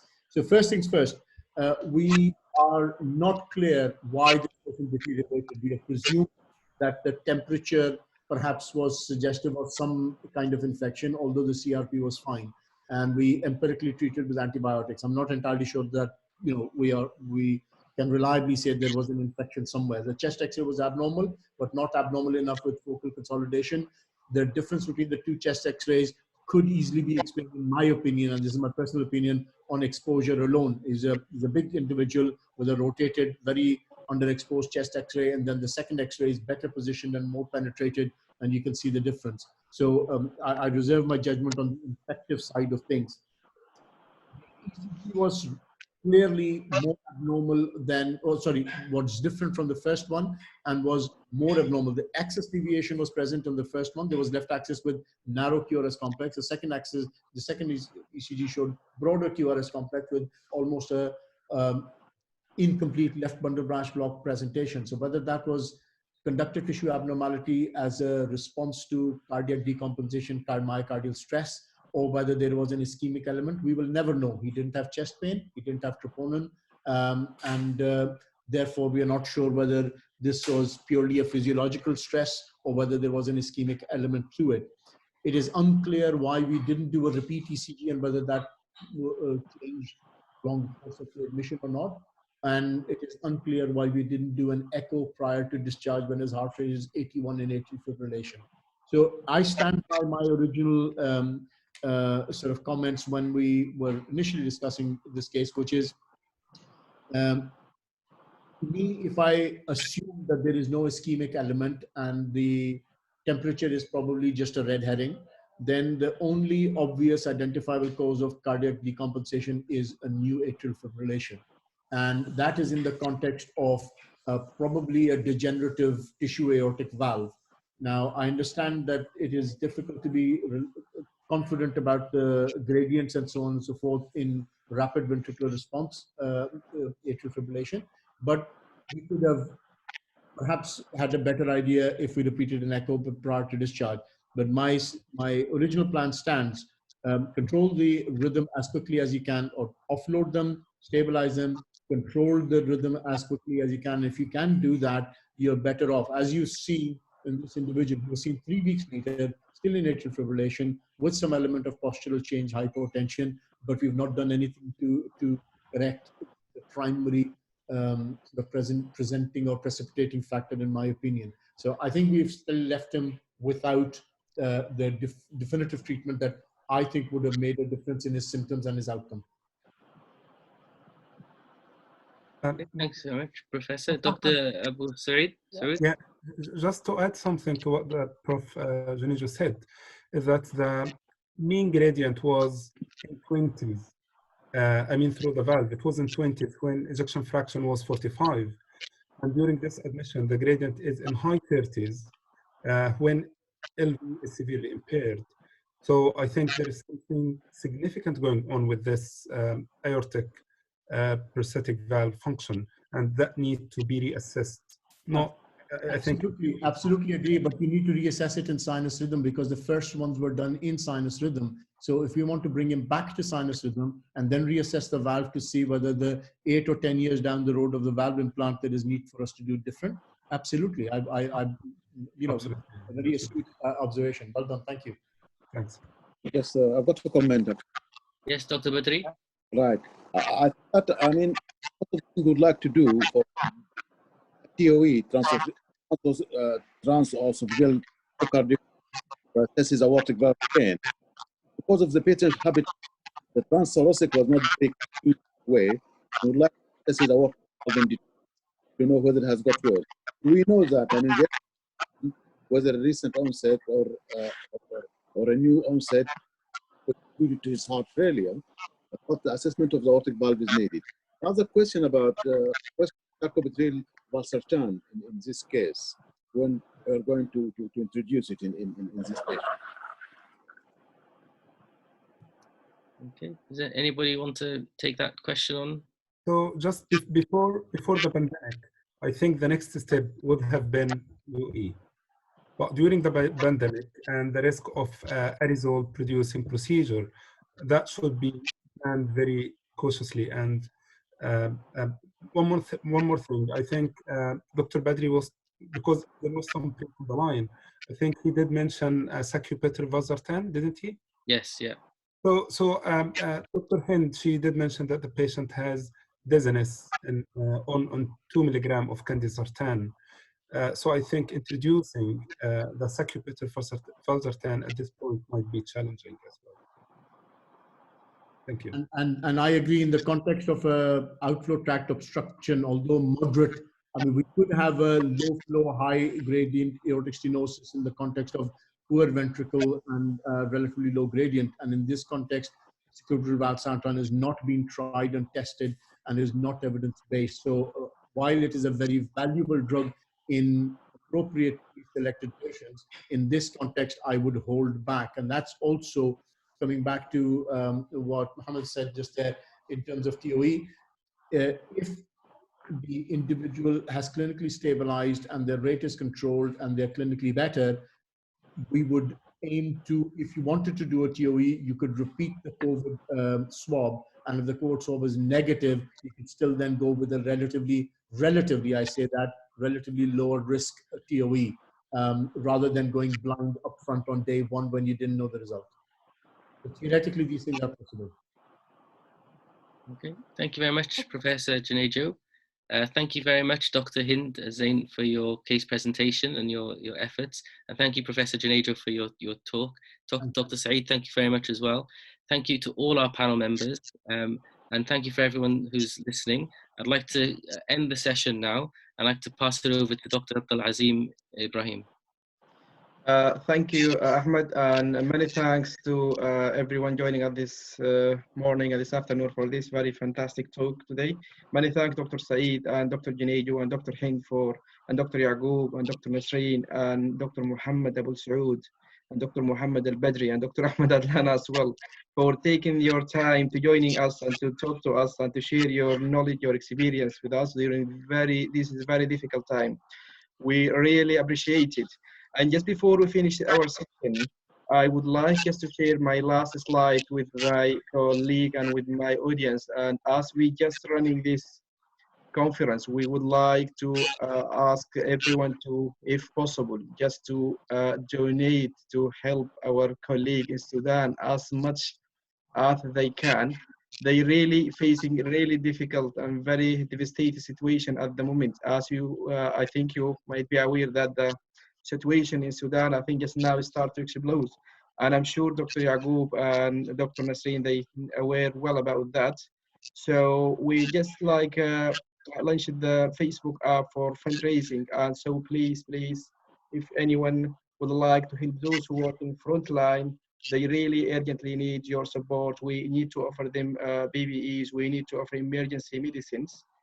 They need your help right now. They cannot do this alone, and please do not donate today to allow them to continue saving life. And I would like to say again, thank you very, very much to all our speakers today, and thank you for the delegate and for the audience and for the co-organizer. And hopefully we'll see you tomorrow around 6 o'clock UK time. Thank you very much. Thank you, Martin. Thank you. Thanks a lot. Thank you very much. Thank you. Thank you very much. Thank you. Thank you very much. Thanks a lot.